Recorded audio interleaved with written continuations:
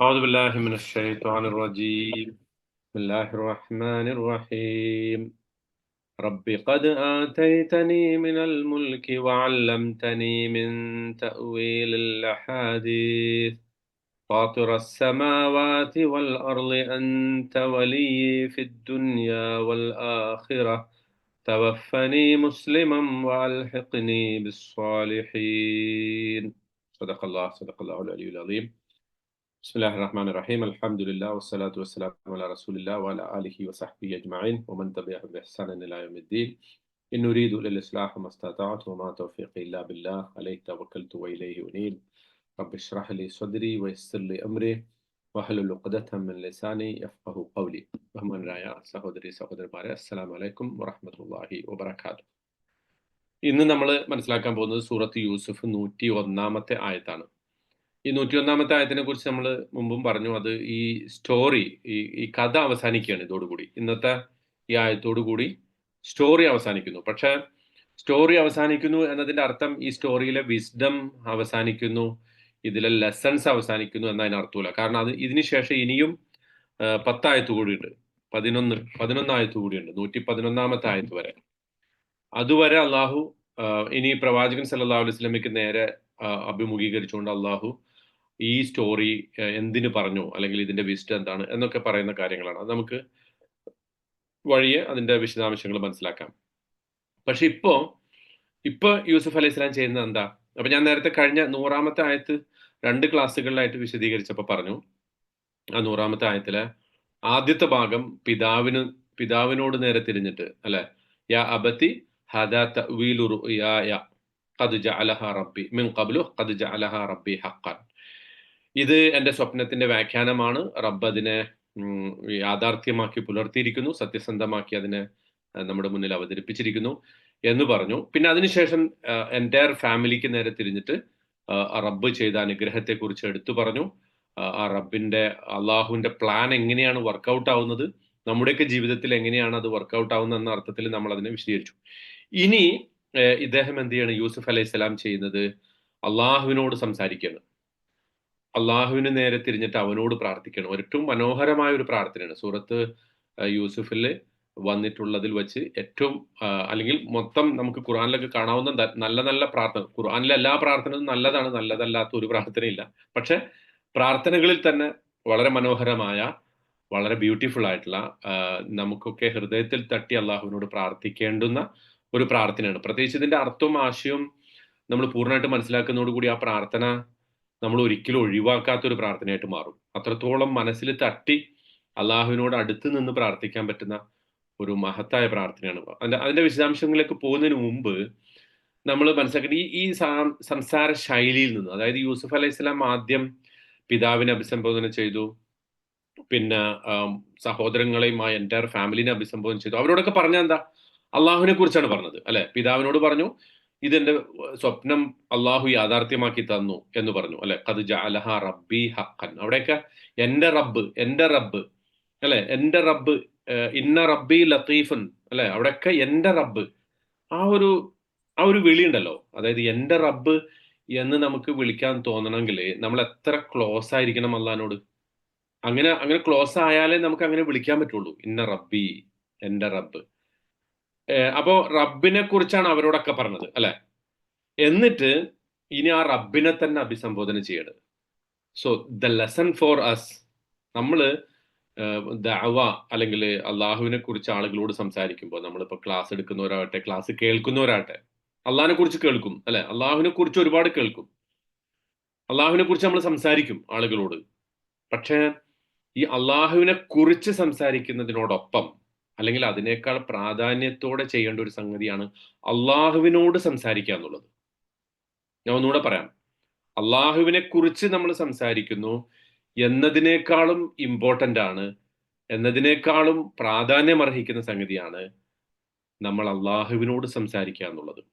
ആളുകളോട് നമ്മൾ അള്ളാഹുവിനെ കുറിച്ച് പറയുമ്പോൾ, ആളുകളോട് നമ്മൾ പിന്നെ അള്ളാഹുവിന്റെ മഹത്വത്തെക്കുറിച്ച്, ലോകർക്ക് അള്ളാഹു ചെയ്തു കൊടുത്തുകൊണ്ടിരിക്കുന്ന അനുഗ്രഹങ്ങളെ കുറിച്ച് ഒക്കെ പറയുമ്പോൾ, ആ തൊട്ടുടനെ നമ്മൾ ചെയ്യേണ്ട വളരെ അനിവാര്യമായ ഒരു സംഗതിയാണ് നമ്മൾ അള്ളാഹുവിനോട് സംസാരിക്കണം.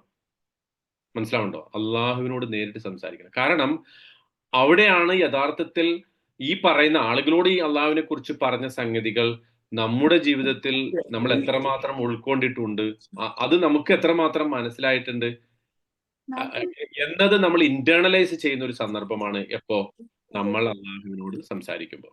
കേട്ടാ. അപ്പോ ഇത് വളരെ വളരെ സുപ്രധാനമായ ഒരു സംഗതിയാണ്. അപ്പൊ ഇവിടെ യൂസുഫ് അലൈഹി സ്വലാം ചെയ്യുന്നത്, എന്റെ റബ്ബ് ഇന്ന റബ്ബി ലത്തീഫുൻ ലിമാ യശാ, അവൻ എന്റെ സ്വപ്നത്തെ യാഥാർത്ഥ്യമാക്കി തന്നു, എന്റെ റബ്ബ് ഇങ്ങനെയാണ് കാര്യങ്ങൾ പ്ലാൻ ചെയ്യുന്നത് എന്ന് പറഞ്ഞിട്ട് ഉടനെ ആ റബ്ബിനോട് സംസാരിക്കുകയാണ്. എന്താണ് സംസാരിക്കുന്നത്? ആദ്യം ഇതിന്റെ അർത്ഥം ഒന്ന് നമ്മൾ പറയാം ട്ടാ. എന്നിട്ട് എന്നിട്ട് നമുക്ക് അതിന്റെ വിശദാംശങ്ങളിലേക്ക് പോകാം. റബ്ബി റബ്ബി വീണ്ടും അദ്ദേഹം വിളിക്കണം, റബ്ബി എന്റെ റബ്ബെ, റബ്ബി ഖദ് ആതൈതനി. ആ വിളിയിലൊക്കെ പിന്നെ അതിൽ ഒരുപാട് സംഗതികൾ പിന്നെ വിട്ടുകളഞ്ഞിട്ടുണ്ട് അല്ലാഹു. യാ റബ്ബി എന്നാണ് പറയേണ്ടത്, പക്ഷെ റബ്ബി എന്ന് മാത്രമേ പറഞ്ഞിട്ടുള്ളൂ. അത് വൈ വൈസോ എന്നത് നമ്മൾ വിശദീകരിക്കാം. റബ്ബി ഖദ് ആതൈതനി മിനൽ മുൽക്ക്, എന്റെ റബ്ബെ നീ എനിക്ക് ആധിപത്യം നൽകി, അല്ലെങ്കിൽ ആധിപത്യത്തിൽ നിന്ന് ഒരു അംശം എനിക്ക് നൽകി. ആതൈതനി നീ എനിക്ക് നൽകി, മിനൽ മുൽക്ക് ഡൊമിനിയൻ ആധിപത്യം, രാജാധികാരം, അധികാരം, അതിൽ നിന്ന് ഒരു അംശം നീ എനിക്ക് നൽകി. വഅല്ലംതനി നീ എന്നെ പഠിപ്പിച്ചു, മിൻ തഅ്വീലിൽ അഹാദീസ് എല്ലാത്തരം സംഭാഷണങ്ങളും എല്ലാത്തരം കമ്മ്യൂണിക്കേഷൻസും വ്യാഖ്യാനിക്കാനുള്ള ഒരു ചെറിയ കഴിവ് നീ എനിക്ക് നൽകി. ഫാത്തിറ സമാവാതി വൽ അർദ്, ആകാശഭൂമികളെ സൃഷ്ടിച്ചവനെ, അൻത വലിയി ഫിദ് ദുനിയ, നീയാണ് ദുനിയാവിൽ എൻ്റെ വലിയ. വലിയ എന്താന്ന് നമുക്ക് മനസ്സിലാക്കാം കേട്ടോ. വൽ ആഖിറ, ദുനിയാവിൽ മാത്രമല്ല ആഖിറത്തിലും എൻ്റെ വലിയ നീയാണ്. തവഫനി മുസ്ലിമൻ, എന്നെ നീ മുസ്ലിമായിട്ട് മരിപ്പിക്കണേ. വഅൽഹിഖ്നി ബിസ്സാലിഹീൻ, സാലിഹീങ്ങളോടൊപ്പം, സുഹൃതവാന്മാരോടൊപ്പം, സദ്വൃത്തരോടൊപ്പം നീ എന്നെ ചേർക്കണമേ. ഇതാണ് ആ പ്രാർത്ഥനയുടെ അർത്ഥം. ഞാൻ പറഞ്ഞ പോലെ മനോഹരമായ ഒരു പ്രാർത്ഥന. ഇതിനെക്കുറിച്ച് ചില പണ്ഡിതന്മാർ അല്ലെങ്കിൽ ചില ആളുകൾ പറയുന്നുണ്ട്, യൂസുഫ് അലൈഹി സ്വലാം ഇതോടുകൂടി മരിച്ചുപോയി. ഈ പ്രാർത്ഥന പ്രാർത്ഥിച്ചു, മുസ്ലിമായി മരിപ്പിക്കാൻ അള്ളാഹിനോട് ആവശ്യപ്പെട്ടു, അതോടുകൂടി അള്ളാഹു അദ്ദേഹത്തെ മരിപ്പിച്ചു. പക്ഷെ അത് വാസ്തവമല്ല, അങ്ങനെയല്ല. മരണത്തെ നമ്മൾ നല്ല അവസ്ഥയിൽ പോലും മരണത്തെ ആഗ്രഹിക്കാൻ പാടില്ല എന്നുള്ളതാണ്. അത് വേറെ വിഷയം, നമുക്ക് എന്നത്തേക്ക് പറയാം. അപ്പോ ഈ ഒരു പ്രാർത്ഥന യൂസുഫ് അലൈഹി സ്വലാം നടത്തുകയാണ്. അപ്പോൾ അള്ളാഹുവിനോടുള്ള വളരെ ക്ലോസ് ആയിട്ടുള്ള സംഭാഷണമാണ്. ഇത് എവിടെയാണ് നടത്തുന്നത്? പിതാവുണ്ട്, മാതാവുണ്ട്, വളർത്തമ്മ അല്ലെങ്കിൽ പിന്നെ ഖാലത്ത് അല്ലെ, മാതൃ സഹോദരി ഉണ്ട്, പിതാവുണ്ട്, സഹോദരങ്ങളുണ്ട്, അവരുടെ കുടുംബങ്ങളുണ്ട്. സർവോപരി ആ രാജാവിന്റെ, ചിലപ്പോൾ ഒരു പക്ഷെ രാജാവ് തന്നെ ആ സദസ്സിലുണ്ടാകാം, അന്നത്തെ ഈജിപ്തിലെ രാജാവ്.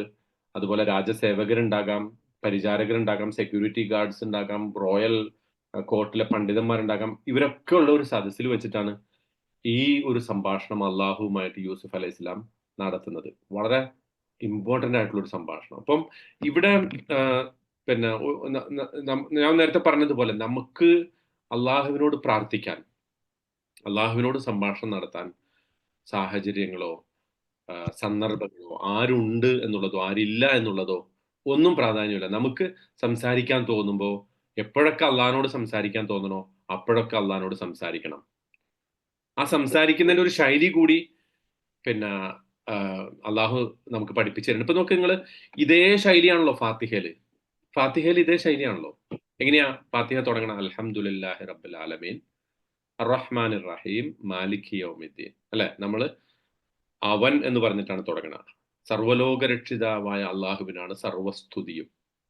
റഹ്മാനിർ റഹീം, അവൻ പരമകാരുണികനും കരുണാനിധിയും. അതൊക്കെ നമ്മുടെ മലയാള അർത്ഥമുണ്ട്. അത് കുറച്ച് അതിനെക്കുറിച്ച് ഇപ്പൊ പറയാൻ സമയമില്ലാത്തതുകൊണ്ട് അതിനകത്തേക്ക് പോകുന്നില്ല. മാലിക് യൗമുദ്ദീൻ, പ്രതിഫല ദിനത്തിന്റെ ഉടമസ്ഥനാണ് അവൻ. പിന്നെ നമ്മൾ പറയുന്നത് എന്താ? ഇയ്യാക നഅ്ബുദു വ ഇയ്യാക നിന്നെ മാത്രം ഞങ്ങൾ ഇബാദത്ത് ചെയ്യുന്നു, നിന്നോട് മാത്രം സഹായം ചോദിക്കുന്നു. ഇഹ്ദിനസ് സിറാത്തൽ മുസ്തഖീം, സന്മാർഗം അരളണമേ അല്ലെ. സിറാത്തൽ ലദീന അൻഅംത, അർത്ഥമൊക്കെ നമുക്കറിയാം. ആ സംഭാഷണത്തിന്റെ ശൈലി നോക്കൂ. ആദ്യം അള്ളാഹിനെ കുറിച്ചാണ് പറയുന്നത്. അവൻ എന്ന് പറഞ്ഞ് സംസാരിച്ചിട്ട് പെട്ടെന്ന് സംഭാഷണത്തിന്റെ ശൈലി മാറുകയാണ്. എന്താ? നീ എന്ന് വിളിച്ചിട്ട് നമ്മൾ അഭിസംബോധന ചെയ്യണം. ഒരു ഒരു ഒരു സ്റ്റൈൽ അള്ളാഹ് നമ്മളെ പഠിപ്പിക്കണം. എങ്ങനെയാണ് അള്ളാഹുവിനെ സമീപിക്കേണ്ടത് എന്ന് നമ്മളെ പഠിപ്പിക്കണം. നമ്മളെ നമസ്കാരത്തിൽ അറിയാതെ 17 ആവർത്തി, ചുരുങ്ങിയത് മിനിമം 17 ആവർത്തി എന്ത് ചെയ്യും? നമ്മളിത് പറയും. പക്ഷെ ഒരിക്കലെങ്കിലും അല്ലെങ്കിൽ എപ്പോഴെങ്കിലും ഒക്കെ നമുക്കതിന്റെ ആ സംഭാഷണത്തിന്റെ ആത്മാവ് ഉൾക്കൊണ്ടുകൊണ്ട് അതിന്റെ ഒരു റൂഹ് ഉൾക്കൊണ്ടുകൊണ്ട് നമ്മൾ ആ സംഭാഷണം നടത്തിയിട്ടുണ്ടോ? നമ്മൾ ഓരോരുത്തരും, ഞാൻ എന്നോടും നിങ്ങൾ നിങ്ങളോടൊക്കെ ചോദിക്കേണ്ട ഒരു ചോദ്യമാണ്. ഈ ഫാത്തിഹ അത്രത്തോളം നമുക്ക് ഒരു അവസരം അള്ളാഹ് തരികയാണല്ലോ. എന്നോട് നിങ്ങൾ സംസാരിച്ചോ? നിങ്ങൾ എത്രയോ ആളുകളോട് ചാറ്റ് ചെയ്യുന്നു വാട്സാപ്പിൽ, അല്ലെ? ഫോൺ കോൾ വിളിക്കുന്നു, നാട്ടിൽ വിളിക്കുന്നു, അവിടെ വിളിക്കുന്നു, ഇവിടെ വിളിക്കുന്നു, ഇതുവരെ അറിഞ്ഞവരും അറിയാത്തവരും ഒക്കെ ആയിട്ടുള്ള ഒരുപാട് പേരോട് സംസാരിക്കുന്നുണ്ട്. പക്ഷെ നിങ്ങളുടെ നാഥനോട്, എന്നോട് നിങ്ങൾക്ക് സംസാരിക്കാനുള്ള ഏറ്റവും മനോഹരമായ ഒരു അവസരം നമസ്കാരത്തിലൂടെ ഒരുക്കി തന്നിട്ട് എത്ര ബ്യൂട്ടിഫുൾ ആയിട്ട് നമ്മൾ സംസാരിക്കുന്നുണ്ട്. പക്ഷെ പലപ്പോഴും എന്താ, നമുക്കതൊരു ചടങ്ങ് പോലെയാണ്, അല്ലെ? അത് ഒന്ന് കഴിഞ്ഞു കിട്ടിയാൽ നന്നായി, നിസ്കാരമൊക്കെ കഴിഞ്ഞു, ഇനിയിപ്പോ സ്വസ്ഥായി എന്നുള്ളൊരു അതായത് ആ കഴിഞ്ഞതിനെയാണ് നമ്മൾ ആസ്വദിക്കുന്നത്. പക്ഷെ ആ നമസ്കാരത്തെ നമ്മൾ ആസ്വദിക്കുന്നില്ല, ആ സംഭാഷണത്തെ നമ്മൾ ആസ്വദിക്കുന്നില്ല. അതല്ലേ വാസ്തവം? നമ്മളെല്ലാവരും ഇപ്പൊ ഈശ നിസ്കരിച്ച് വന്നവരായിരിക്കും ഇപ്പൊ ഇവിടെ അധികവും. ഞാനടക്കം പള്ളിയിൽ പോയിട്ട് ഇപ്പൊ വന്നോളൂ ഈശാ നമസ്കരിച്ച്. ആ ഇശാ നമസ്കാരത്തില് അള്ളാഹുവുമായിട്ടുള്ള ആ സംഭാഷണത്തെ ആസ്വദിച്ച ആരെങ്കിലും ഈ കൂട്ടത്തിലുണ്ടോ? സംശയമായിരിക്കും ചിലപ്പോ.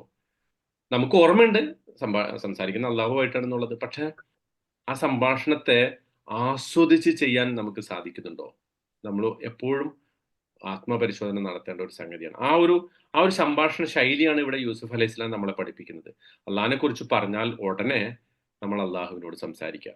ഓക്കെ, ഇനി അദ്ദേഹം പറഞ്ഞ സംഗതി എന്താന്നുള്ളതിലേക്ക് പോവാം നമുക്ക്. ആതൈതനി മിനൽ മുൽക്ക്, ആദ്യം പറഞ്ഞ സംഗതി എന്താ? അതിനു മുമ്പ് റബ്ബി ഖദ് ആതൈതനി മിനൽ മുൽക്ക്, യാ റബ്ബി എന്ന് വിളിക്കുന്നതിന് പകരമാണ് റബ്ബി. അവിടെ റബ്ബി യാ വിട്ട് കളഞ്ഞു, റബ്ബി, യാ റബ്ബി എന്നാ വിളിക്കേണ്ട, അല്ലെ? എന്റെ റബ്ബേ. ആ യായും, രണ്ട് യാ വിട്ടു കളഞ്ഞു. ആദ്യത്തിലെ യായും വിട്ടു, അവസാനത്തിലെ യായും വിട്ടു. അതിന്റെ അർത്ഥം എന്താ? സോ ക്ലോസ്, എനിക്ക് അതിനൊന്നും നേരമില്ല. എന്റെ റബ്ബെ, നിന്നെ അങ്ങനെ നീട്ടിയും പരത്തിയൊന്നും വിളിക്കേണ്ട ആവശ്യമില്ലല്ലോ, നീ വളരെ അടുത്താണല്ലോ. റബ്ബി, എന്റെ നാഥനോട് എനിക്ക് എത്രയും പെട്ടെന്ന് അവനോട് സംസാരിക്കണം എന്ന അർത്ഥത്തിൽ ആകാം ഒരു പക്ഷെ. അത് തന്നെയാണ് എന്ന് അങ്ങനെ പിന്നെ എവിടെയും പറഞ്ഞിട്ടില്ല. പക്ഷെ അങ്ങനെ ആകാം ഒരു പക്ഷെ. റബ്ബി ഖദ് ആതൈതനി, അങ്ങനെ പല സ്ഥലത്തും അങ്ങനെ വന്നിട്ട് റബ്ബന ആതിന ഫിദ് ദുനിയ, അവിടെ നിന്ന് യാ റബ്ബന എന്ന് പറഞ്ഞോളണം എന്ന് നിർബന്ധമില്ല.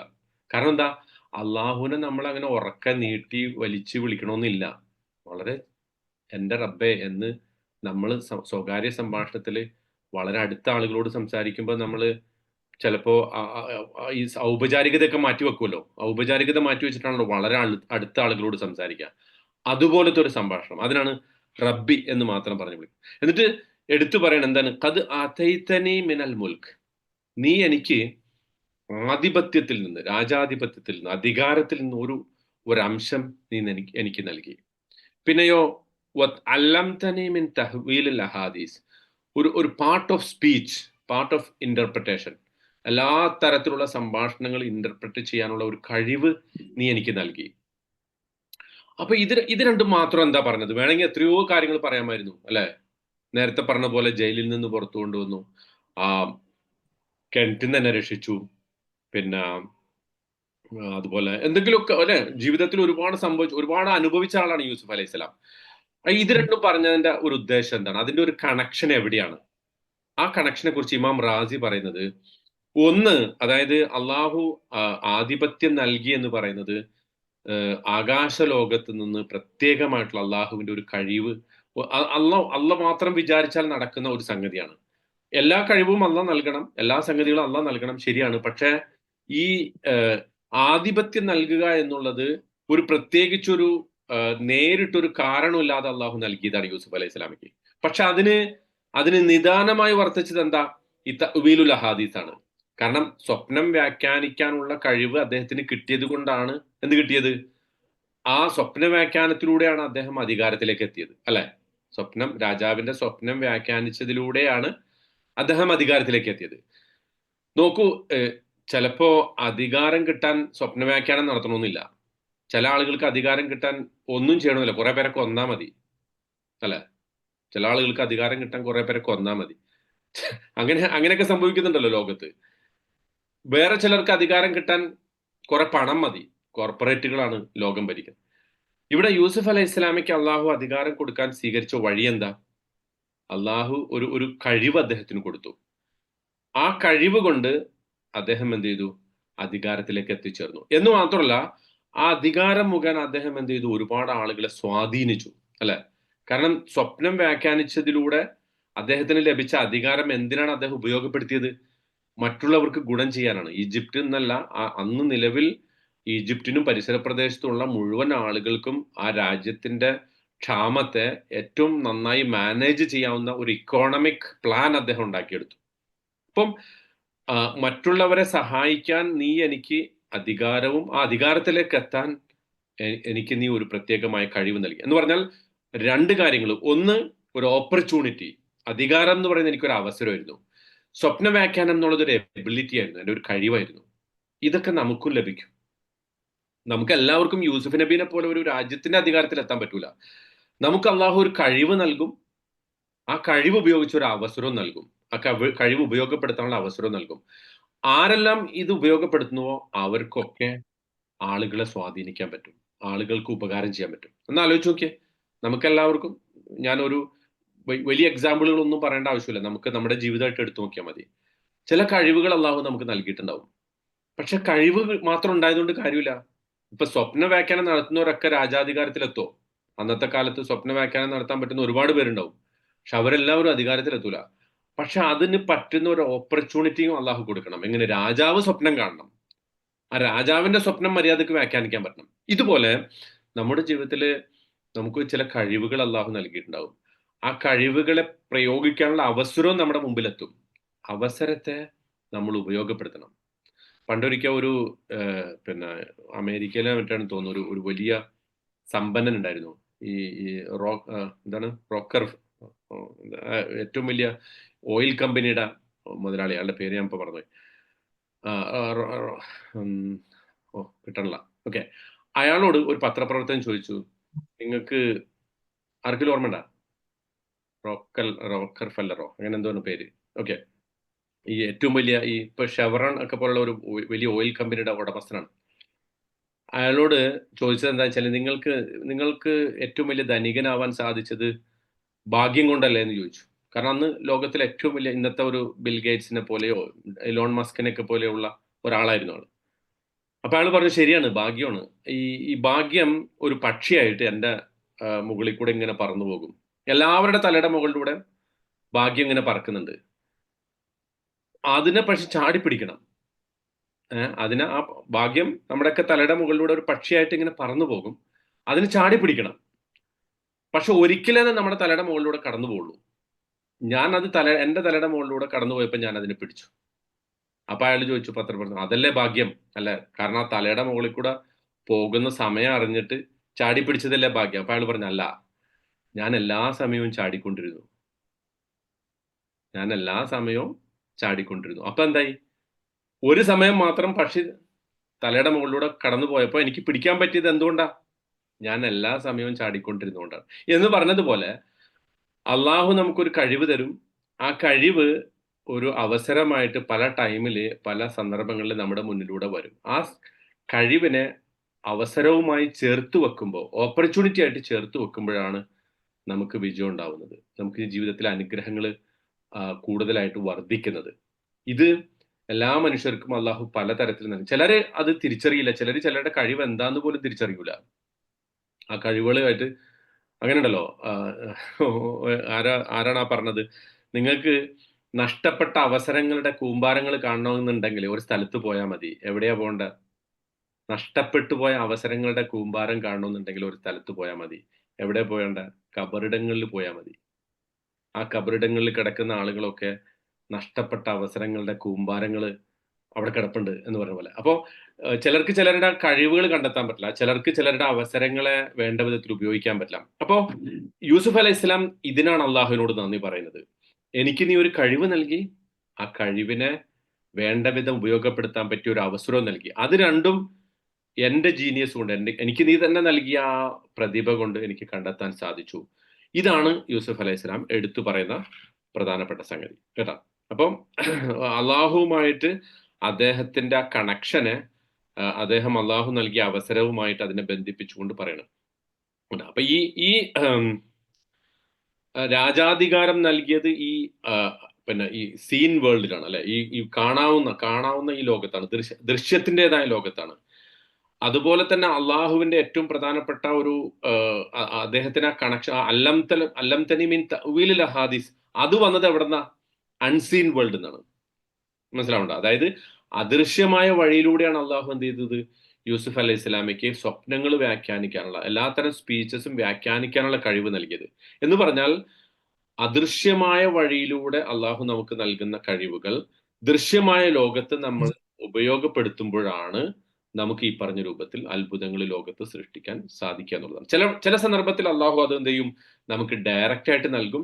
ചില സമയത്ത് നമ്മൾ പ്രതീക്ഷിക്കാത്ത വഴിയിലൂടെ അള്ളാഹു നൽകും. എല്ലാവർക്കും ഒരേപോലെ നൽകിക്കൊള്ളണമെന്നില്ല. ചിലർക്കൊക്കെ ഭാഗ്യം, അതാണ് നമ്മൾ പറയുന്നത്. അയാള് സമ്പന്നനായത് ഭാഗ്യത്തിലൂടെയാണ് നമ്മൾ പറയും അല്ലെ ചിലപ്പോഴൊക്കെ. അല്ലെങ്കിൽ അയാൾക്ക് ഒരുപാട് ജോലി കിട്ടിയതും അയാളിപ്പോ ഉള്ള ഒരു അവസ്ഥയിൽ എത്തിയതും ഭാഗ്യം. അപ്പൊ അത് അള്ളാഹുവിന്റെ തന്നെ ഒരു, അവന് മാത്രം അറിയുന്ന ഒരു യുക്തിയാണ് ഏത് രൂപത്തിലൂടെയാണ് ആളുകൾക്ക് സഹായം കൊടുക്കേണ്ടത് എന്നുള്ളത്. ഇതിനെക്കുറിച്ച് ഇമാം റാസി പറയുന്നത് ഇഷാറത്തൻ എന്താണ് ഇലാ പിന്നെ തഅല്ലുമുൻ നഫ്സ് അല്ലെ തഅല്ലുഖുൻ നഫ്സ് ഇല ആലമുൽ അജ്സാദ്.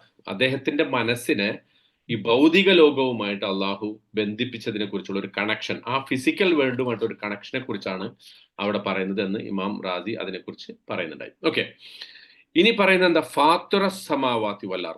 അപ്പൊ ഇത് രണ്ടും തമ്മിലുള്ള ഒരു കണക്ഷനെ കുറിച്ച് നമ്മൾ മനസ്സിലാക്കേണ്ടത് അതാണ്. അതായത് ആകാശ ലോകത്ത് നിന്ന് അള്ളാഹു നൽകിയ കഴിവ് അത് ഭൗതിക ലോകത്ത് നൽകിയ അവസരവുമായിട്ട് അതിനെ യോജിപ്പിച്ചു വന്നു.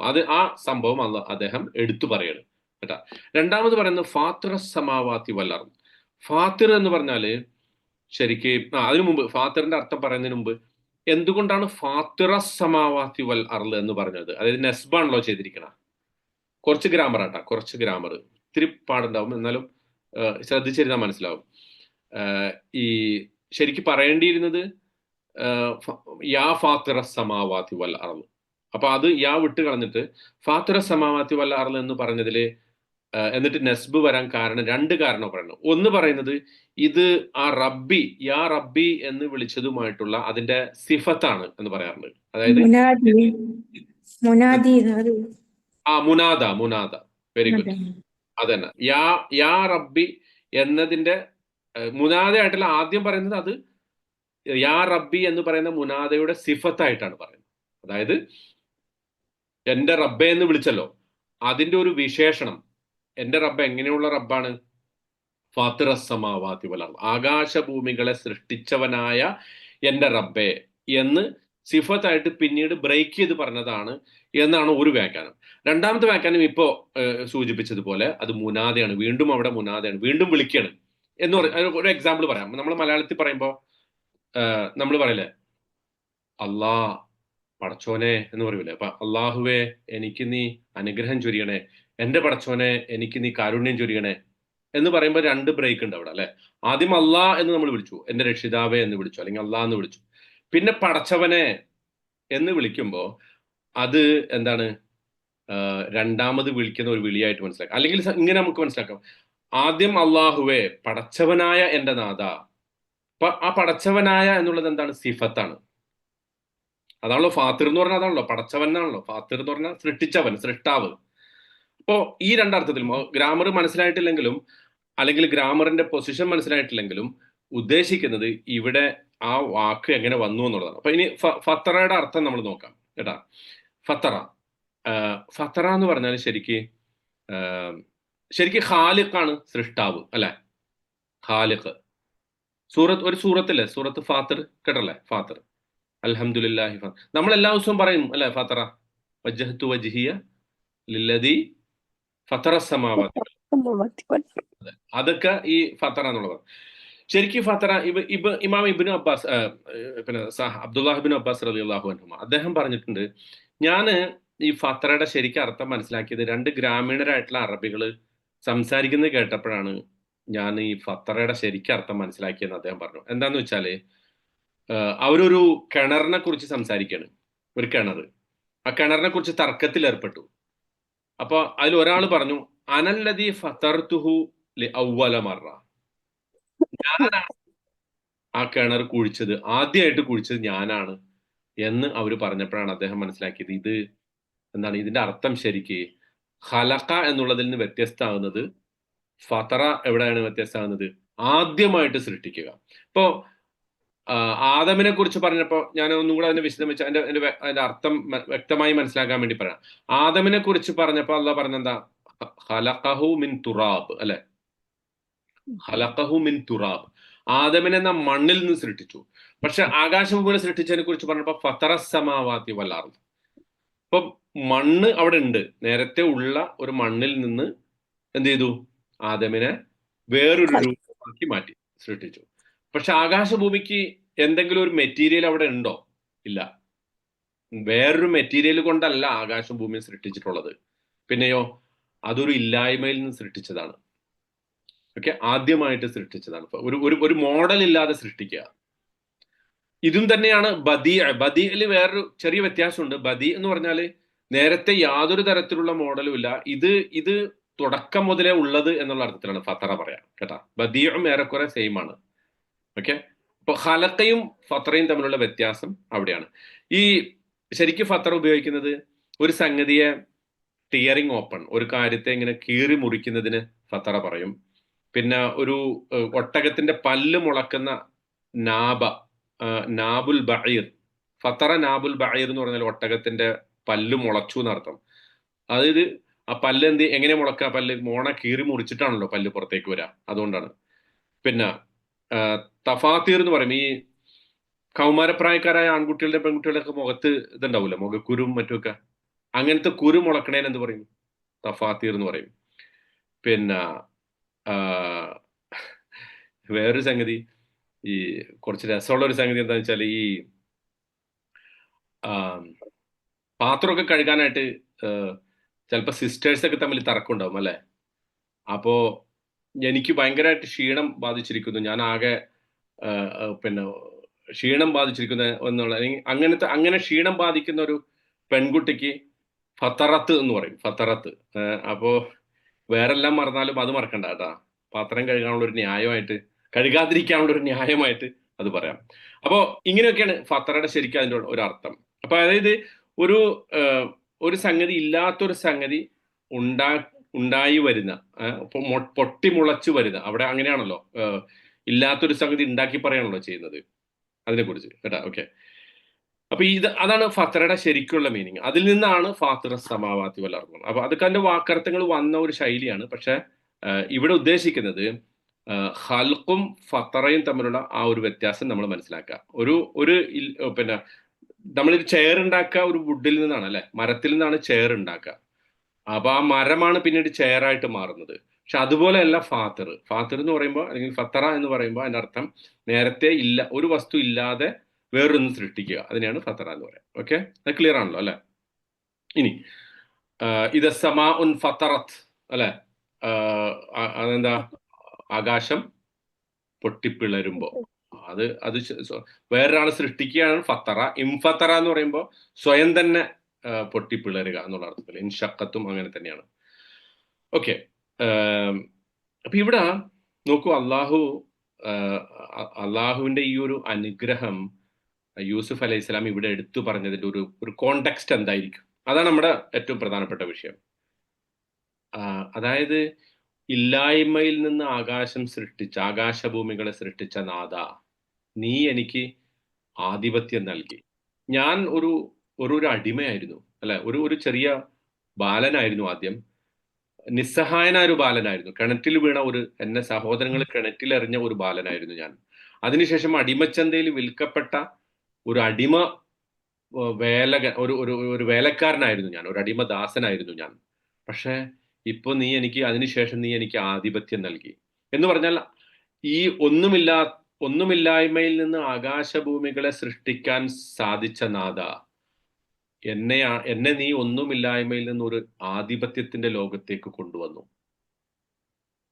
ഒന്നുമില്ലായ്മയിൽ നിന്ന് എന്നെ നീ അന്ന് ഈജിപ്തിലെ ഏറ്റവും മോസ്റ്റ് പവർഫുൾ ആയിട്ടുള്ള ഒരു ആളായിട്ട് നീ എന്നെ മാറ്റി. ഇതിനെ ചേർത്ത് യൂസുഫ് അലൈഹിസ്സലാം രണ്ടിനെയും കൂടെ ചേർത്ത് പറയാണ്. അപ്പൊ ആകാശഭൂമികളെ നീ എപ്രകാരം ഒരു മോഡൽ ഇല്ലാതെ, ഒരു മാതൃക ഇല്ലാതെ സൃഷ്ടിച്ചുവോ, അതുപോലെയാണ് നീ എനിക്ക് ആധിപത്യം നൽകിയത്. ഞാൻ ഒരിക്കലും ആധിപത്യം അർഹിച്ചിരുന്നില്ല, ആ അധികാരം ഞാൻ അർഹിച്ചിരുന്നില്ല, അല്ലെങ്കിൽ അതിനകത്തേക്ക് ആ അധികാരത്തിലേക്ക് ഞാൻ എത്തും എന്ന് ഞാൻ പ്രതീക്ഷിച്ചിരുന്നില്ല.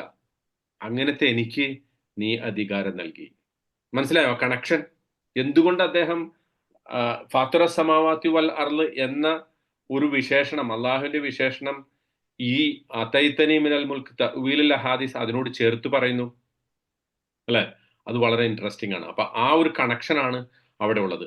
നമുക്കും നമ്മളുടെ പ്രാർത്ഥനകളിൽ അള്ളാഹുവിനോട് പ്രാർത്ഥിക്കുമ്പോൾ നമുക്ക് ചെയ്തു തന്ന അള്ളാഹുവിന്റെ അനുഗ്രഹങ്ങൾ എടുത്തു പറയുമ്പോൾ അതുപോലത്തെ അള്ളാഹുവിന്റെ വിശേഷണങ്ങളെ എടുത്തു പറയുന്നതാണ്. ഇപ്പൊ നമ്മുടെ ഇവിടെയൊക്കെ കുനൂത്തിൽ പ്രാർത്ഥിക്കുമ്പോൾ, ഇപ്പൊ ഗസക്ക് വേണ്ടിയൊക്കെ പ്രാർത്ഥിക്കുമ്പോൾ ചിലപ്പോ അവര് പറയാറുണ്ട്, ഈ ഇമാമിങ്ങൾ പറയാറുണ്ട്, അള്ളാഹു ഹലോ,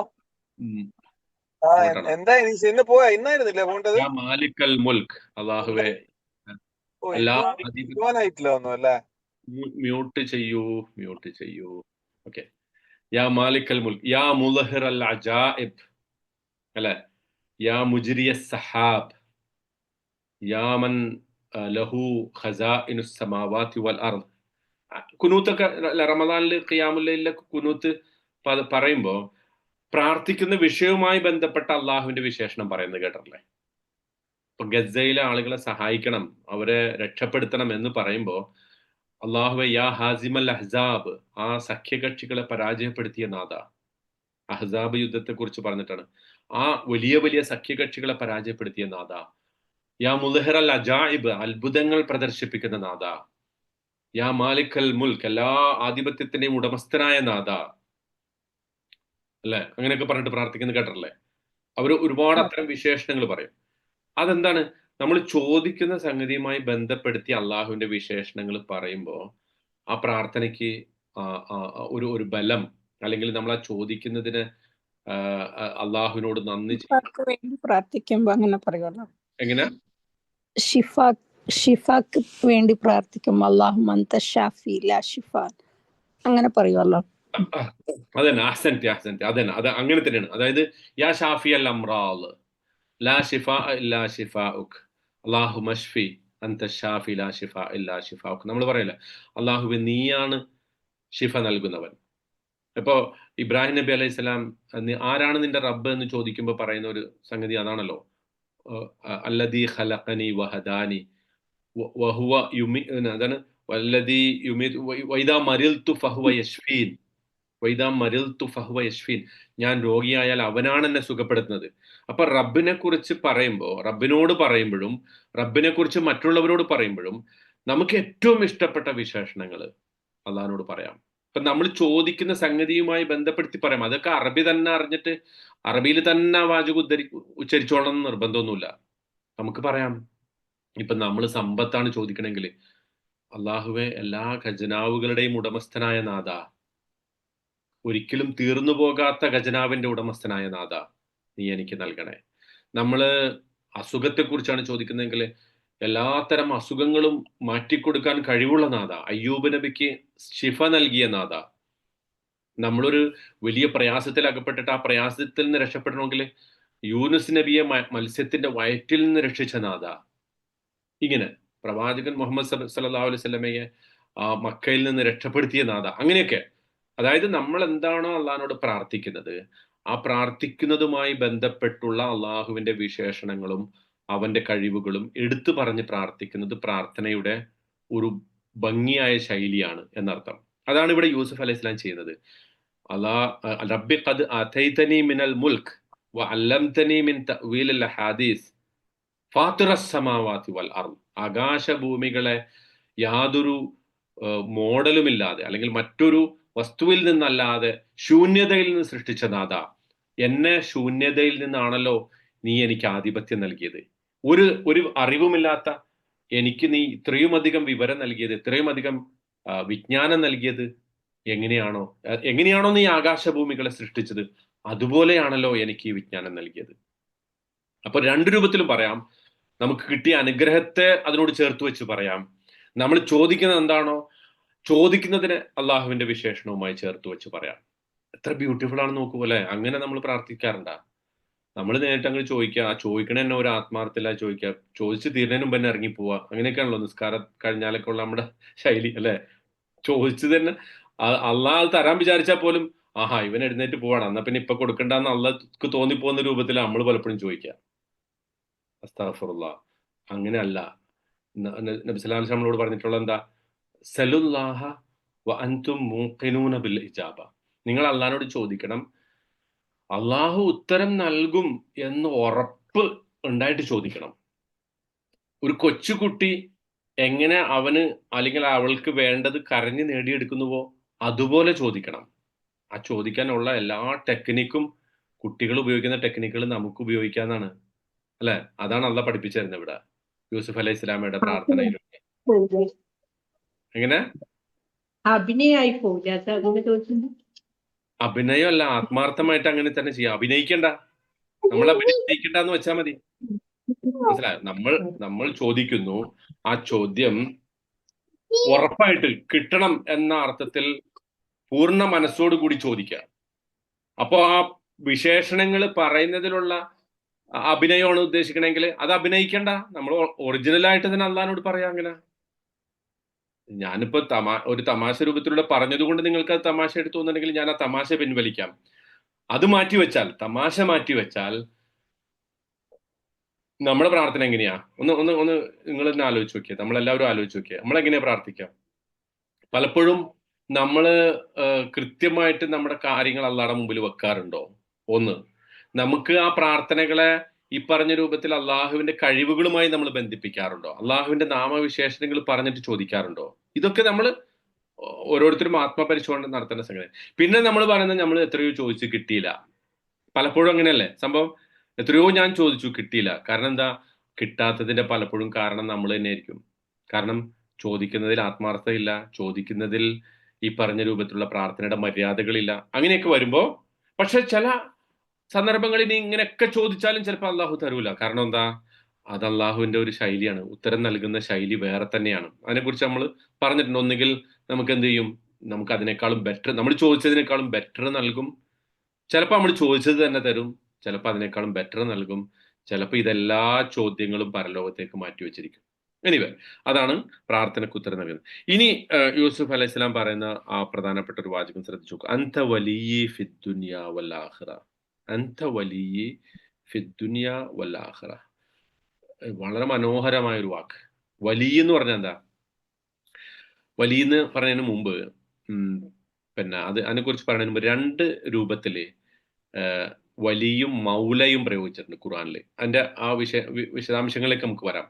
വലി എന്ന് പറഞ്ഞാൽ വല്ല അല്ലെങ്കിൽ വലാ എലി എന്ന പദത്തിൽ നിന്നാണ് വലിയ വന്നിട്ടുള്ളത്. വലാ എലി എന്ന് പറഞ്ഞാൽ to be attach to something, ഒരു സംഗതി മറ്റൊരു സംഗതിയുമായി ചേർന്ന് നിൽക്കുന്നതിനെയാണ് എന്ത് പറയാ? വലിയ എന്ന് പറയാം.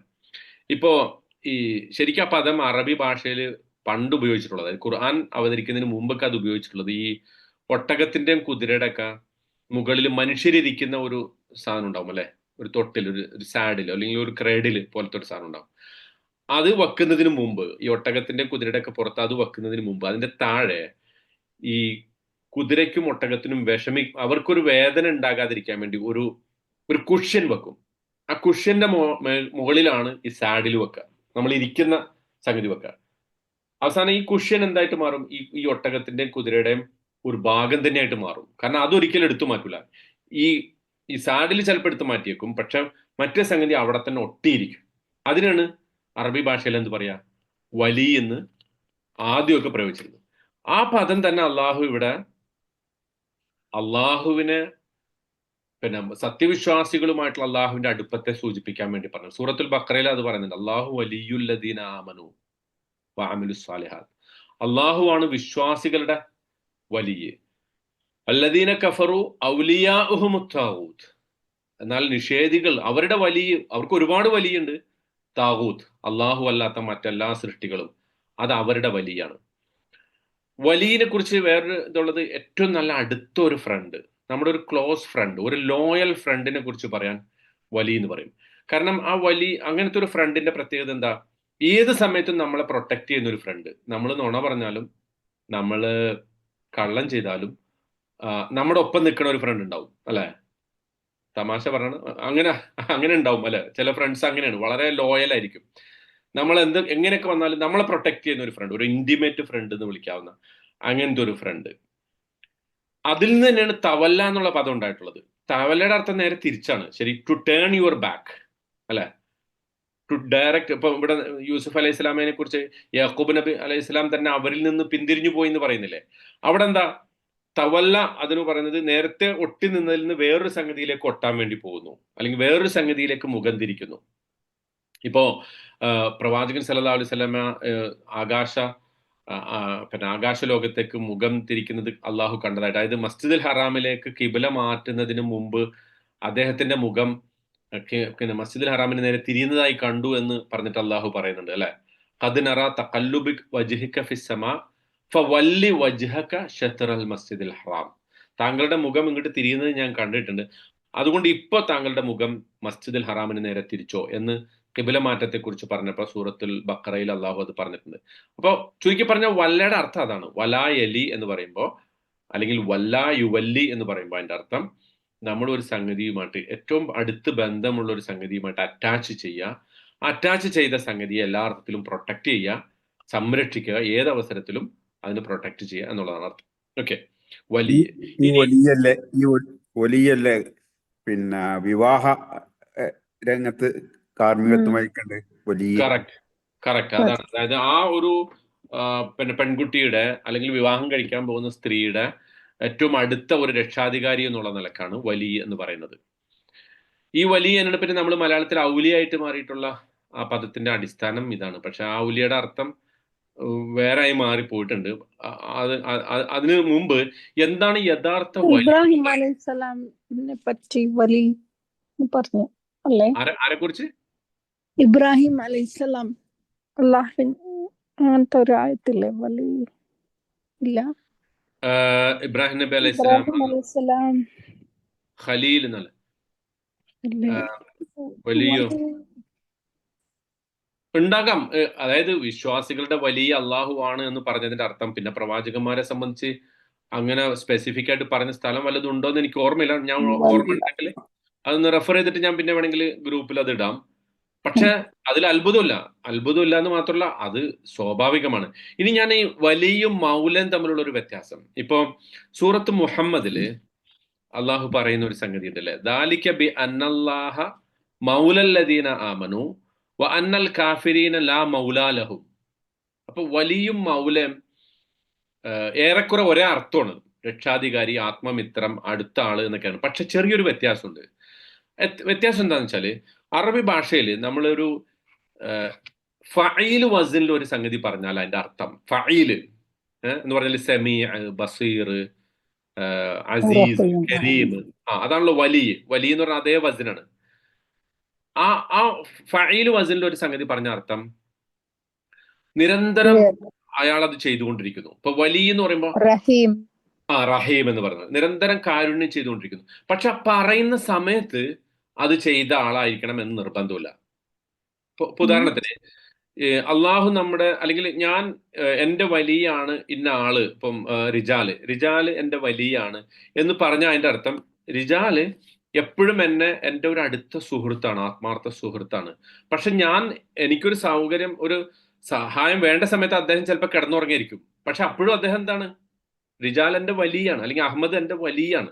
പക്ഷെ മൗല എന്ന് പറഞ്ഞാൽ ആ പറയുന്ന സമയത്ത് ഞാൻ ഇപ്പൊ വിളിച്ചു പറയണ്, അപ്പൊ അഹമ്മദ് അല്ലെങ്കിൽ റിജാൽ എൻ്റെ അടുത്തേക്ക് വന്ന് സഹായം ചെയ്യും. ആ മൊമെന്റിൽ സഹായം ചെയ്യുന്ന ആൾക്കാണ് എന്ത് പറയാം? മൗല എന്ന് പറയും. വ്യത്യാസം മനസ്സിലായോ? അപ്പോ അള്ളാഹു വലിയുല്ലദീന ആമനു, അള്ളാഹു നമ്മുടെ വലിയുമാണ്, അള്ളാഹു നമ്മുടെ മൗലയാണ്. അതുകൊണ്ടാണ് അള്ളാഹു സത്യവിശ്വാസികളെ കുറിച്ച് പറഞ്ഞെടുത്ത് സൂറത്ത് മുഹമ്മദിൽ പറഞ്ഞത് ദാലിക ബി അന്നല്ലാഹ മൗലല്ലദീന ആമനു, അള്ളാഹു വിശ്വാസികളുടെ മൗലയാണ്, അവർക്ക് എപ്പോഴും ആശ്രയിക്കാവുന്ന, അവലംബിക്കാവുന്ന, അടുത്ത സഹായം എത്തിക്കുന്ന ആളാണ് അള്ളാഹു. വഅന്നൽ കാഫിരീന ലാ മൗലാ ലഹും, സത്യനിഷേധികൾക്ക് അങ്ങനെ ഒരു മൗല ഇല്ല. ആകാശ ലോകത്ത് നിന്ന്, അദൃശ്യ ലോകത്ത് നിന്ന് സഹായം ചെയ്യുന്ന ഒരു മൗല ഇല്ല. പക്ഷെ അവർക്ക് വലിയുണ്ട്. എവിടെ പറഞ്ഞു? അള്ളാഹു വലിയുല്ലദീന ആമനു എന്ന് കൊടുത്തു. അവിടെ അള്ളാഹു വലിയുമാണ്, ഇവിടെ അള്ളാഹു മൗലയാണ്. പക്ഷെ ഇവിടെ ലാ മൗലാ ലഹും എന്ന് കാഫിരീങ്ങളെ കുറിച്ച് പറഞ്ഞു. പക്ഷെ അവർക്ക് വലിയുണ്ട്. എവിടെ? വല്ലദീന കഫറു ഔലിയാഉഹുമുത് താഗൂത്ത്, സത്യനിഷേധികൾക്ക് വലിയായിട്ട് അവരുടെ ജമ്മായിട്ട് അല്ലെങ്കിൽ ഏറ്റവും അടുത്ത ആളുകളായിട്ട് താകൂത്തുണ്ട്, ദൈവേതര ശക്തികളുണ്ട്. പക്ഷെ ആ ദൈവേതര ശക്തികളെ ഒരിക്കലും മൗല എന്ന് വിശേഷിപ്പിച്ചിട്ടില്ല.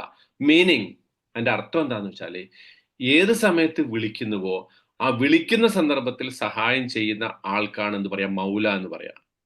അപ്പൊ അദൃശ്യമായ ഒരു സന്ദർഭത്തിൽ സത്യനിഷേധികൾക്ക് സഹായം ലഭിക്കാൻ അവർക്ക് തിരിയാൻ പറ്റുന്ന ഒരു ശക്തി ഇല്ല. അതേസമയം വിശ്വാസികൾക്ക് അങ്ങനെ ഒരു ശക്തി ഉണ്ട്. അതാണ് അള്ളാഹ്. ആമന റസൂലിന്റെ ലാസ്റ്റിലും അന്ത മൗലാന അന്ത മൗലാന, മാഷാ അല്ലാഹ്, വെരി ഗുഡ്. അത് മഹ്സൻതി, അതും അതാണ്.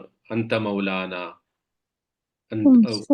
വൻസുർന അലൽ ഖൗമിൽ കാഫിരീൻ എന്ന് പറയുന്നിടത്തും അതാണ്. അപ്പൊ മൗലം വലിയും തമ്മിൽ അതാണ്. അപ്പൊ ഇവിടെ യൂസുഫ് അലൈഹിസ്സലാം അന്ത വലി ഫിദ് ദുനിയ, you are my protection, that protection is always there. അതാണ്.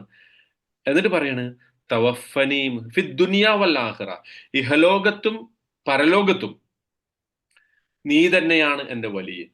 ഓക്കെ, ഇഹലോകത്ത് അള്ളാഹു വലിയ ആവണം ഉദ്ദേശിക്കാം. പരലോകത്തോ? പരലോകത്ത് പിന്നെ നമുക്ക് വലിയ അള്ളാഹ് മാത്രമേ ഉണ്ടാവുള്ളൂ. അള്ളാഹുവും അതുപോലെ തന്നെ സത്യവിശ്വാസികളും മാത്രമായിട്ട് ആ ഒരു ഇഹലോകത്ത് എങ്ങനെയാണോ നീ എൻ്റെ വലിയ ആയത്, പരലോകത്തും നീ എനിക്ക് ആ അർത്ഥത്തിൽ ഒരു വലിയായിട്ട് മാറണം എന്ന പ്രാർത്ഥനയാണ് യൂസുഫ് അലൈഹി സ്വലാം അവിടെ പറയുന്നത്. പിന്നെ പറയുന്നത് തവഫനി മുസ്ലിമൻ, എന്നെ നീ എന്ത് ചെയ്യണം, എന്നെ നീ മുസ്ലിം ആയിക്കൊണ്ട് മരിപ്പിക്കണം. അപ്പൊ ഇതിനെക്കുറിച്ചാണ് ചില ആളുകൾ പറഞ്ഞത് ഇതോടുകൂടി യൂസുഫ് അലൈഹി സ്വലാം മരിച്ചു, അല്ലെങ്കിൽ ഈ കഥയുടെ അവസാനത്തിൽ അദ്ദേഹം മരണം ആവശ്യപ്പെട്ടു, അള്ളാഹു മരിപ്പിച്ചു. പക്ഷെ അതൊരിക്കലും എന്തല്ല വിശ്വസനീയമായ ഒരു റിപ്പോർട്ടിംഗ് അല്ല, അല്ലെങ്കിൽ ഒരു തഫ്സീർ അല്ല. കാരണം നബി സല്ലല്ലാഹു അലൈഹി വസല്ലം തന്നെ പറഞ്ഞിട്ടുണ്ട്, ലാ യതമന്നയന്ന അഹദകുമുൽ മൗത്ത്, ലാ യതമന്നയന്ന അഹദകുമുൽ മൗത്ത്, നിങ്ങൾ ഒരാളും മരണം ആഗ്രഹിക്കരുത്. എത്ര നല്ല അവസ്ഥയിലാണെങ്കിലും മരണം ആഗ്രഹിക്കരുത്. അപ്പൊ ഇബ്രാഹിം നബി അലൈഹി സ്വലാം അങ്ങനെ ആഗ്രഹിക്കാൻ പറ്റുമായിരുന്നുവെങ്കിൽ ആഗ്രഹിക്കേണ്ടിയിരുന്നത് ആരാ? ഇബ്രാഹിം നബി അലൈഹി സ്വലാം. കാരണം എല്ലാ പരീക്ഷണങ്ങളും വിജയിച്ചു കഴിഞ്ഞപ്പോ പക്ഷെ അള്ളാഹു അദ്ദേഹത്തോട് എന്താ പറഞ്ഞത്?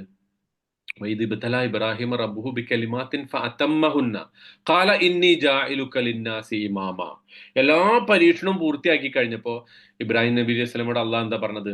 ഇന്നി ജാഇലുക ലിന്നാസി ഇമാമ, ജനങ്ങൾക്ക് മുഴുവൻ ഇമാമായിട്ട് താങ്കളെ ഞാൻ നിശ്ചയിച്ചിരിക്കുന്നു. അപ്പൊ എന്ന് പറഞ്ഞാൽ ഒരു മുസ്ലിമിന് അള്ളാഹു നൽകിയ ഒരു അവധിയുണ്ട്. ആ അവധി എത്തുന്നവരെ ജീവിച്ചേ പറ്റൂ, ജീവിച്ചിരിക്കും. അള്ളാഹു ആ അവധിയുടെ കാലം, അതിന്റെ ഗണന അറിയുന്നത് ആർക്കാണ്? അള്ളാഹ്ക്ക് മാത്രമേ അറിയുള്ളൂ. നമുക്ക് പരമാവധി ഇപ്പൊ ജീവിതം നമുക്ക് വല്ലാതെ ദുസ്സഹമായാല് പറയാൻ പറ്റുന്ന ഒരു പ്രാർത്ഥന അള്ളാന്റെ റസൂല് പഠിപ്പിച്ചതുണ്ട്. അതെന്തെന്നാ?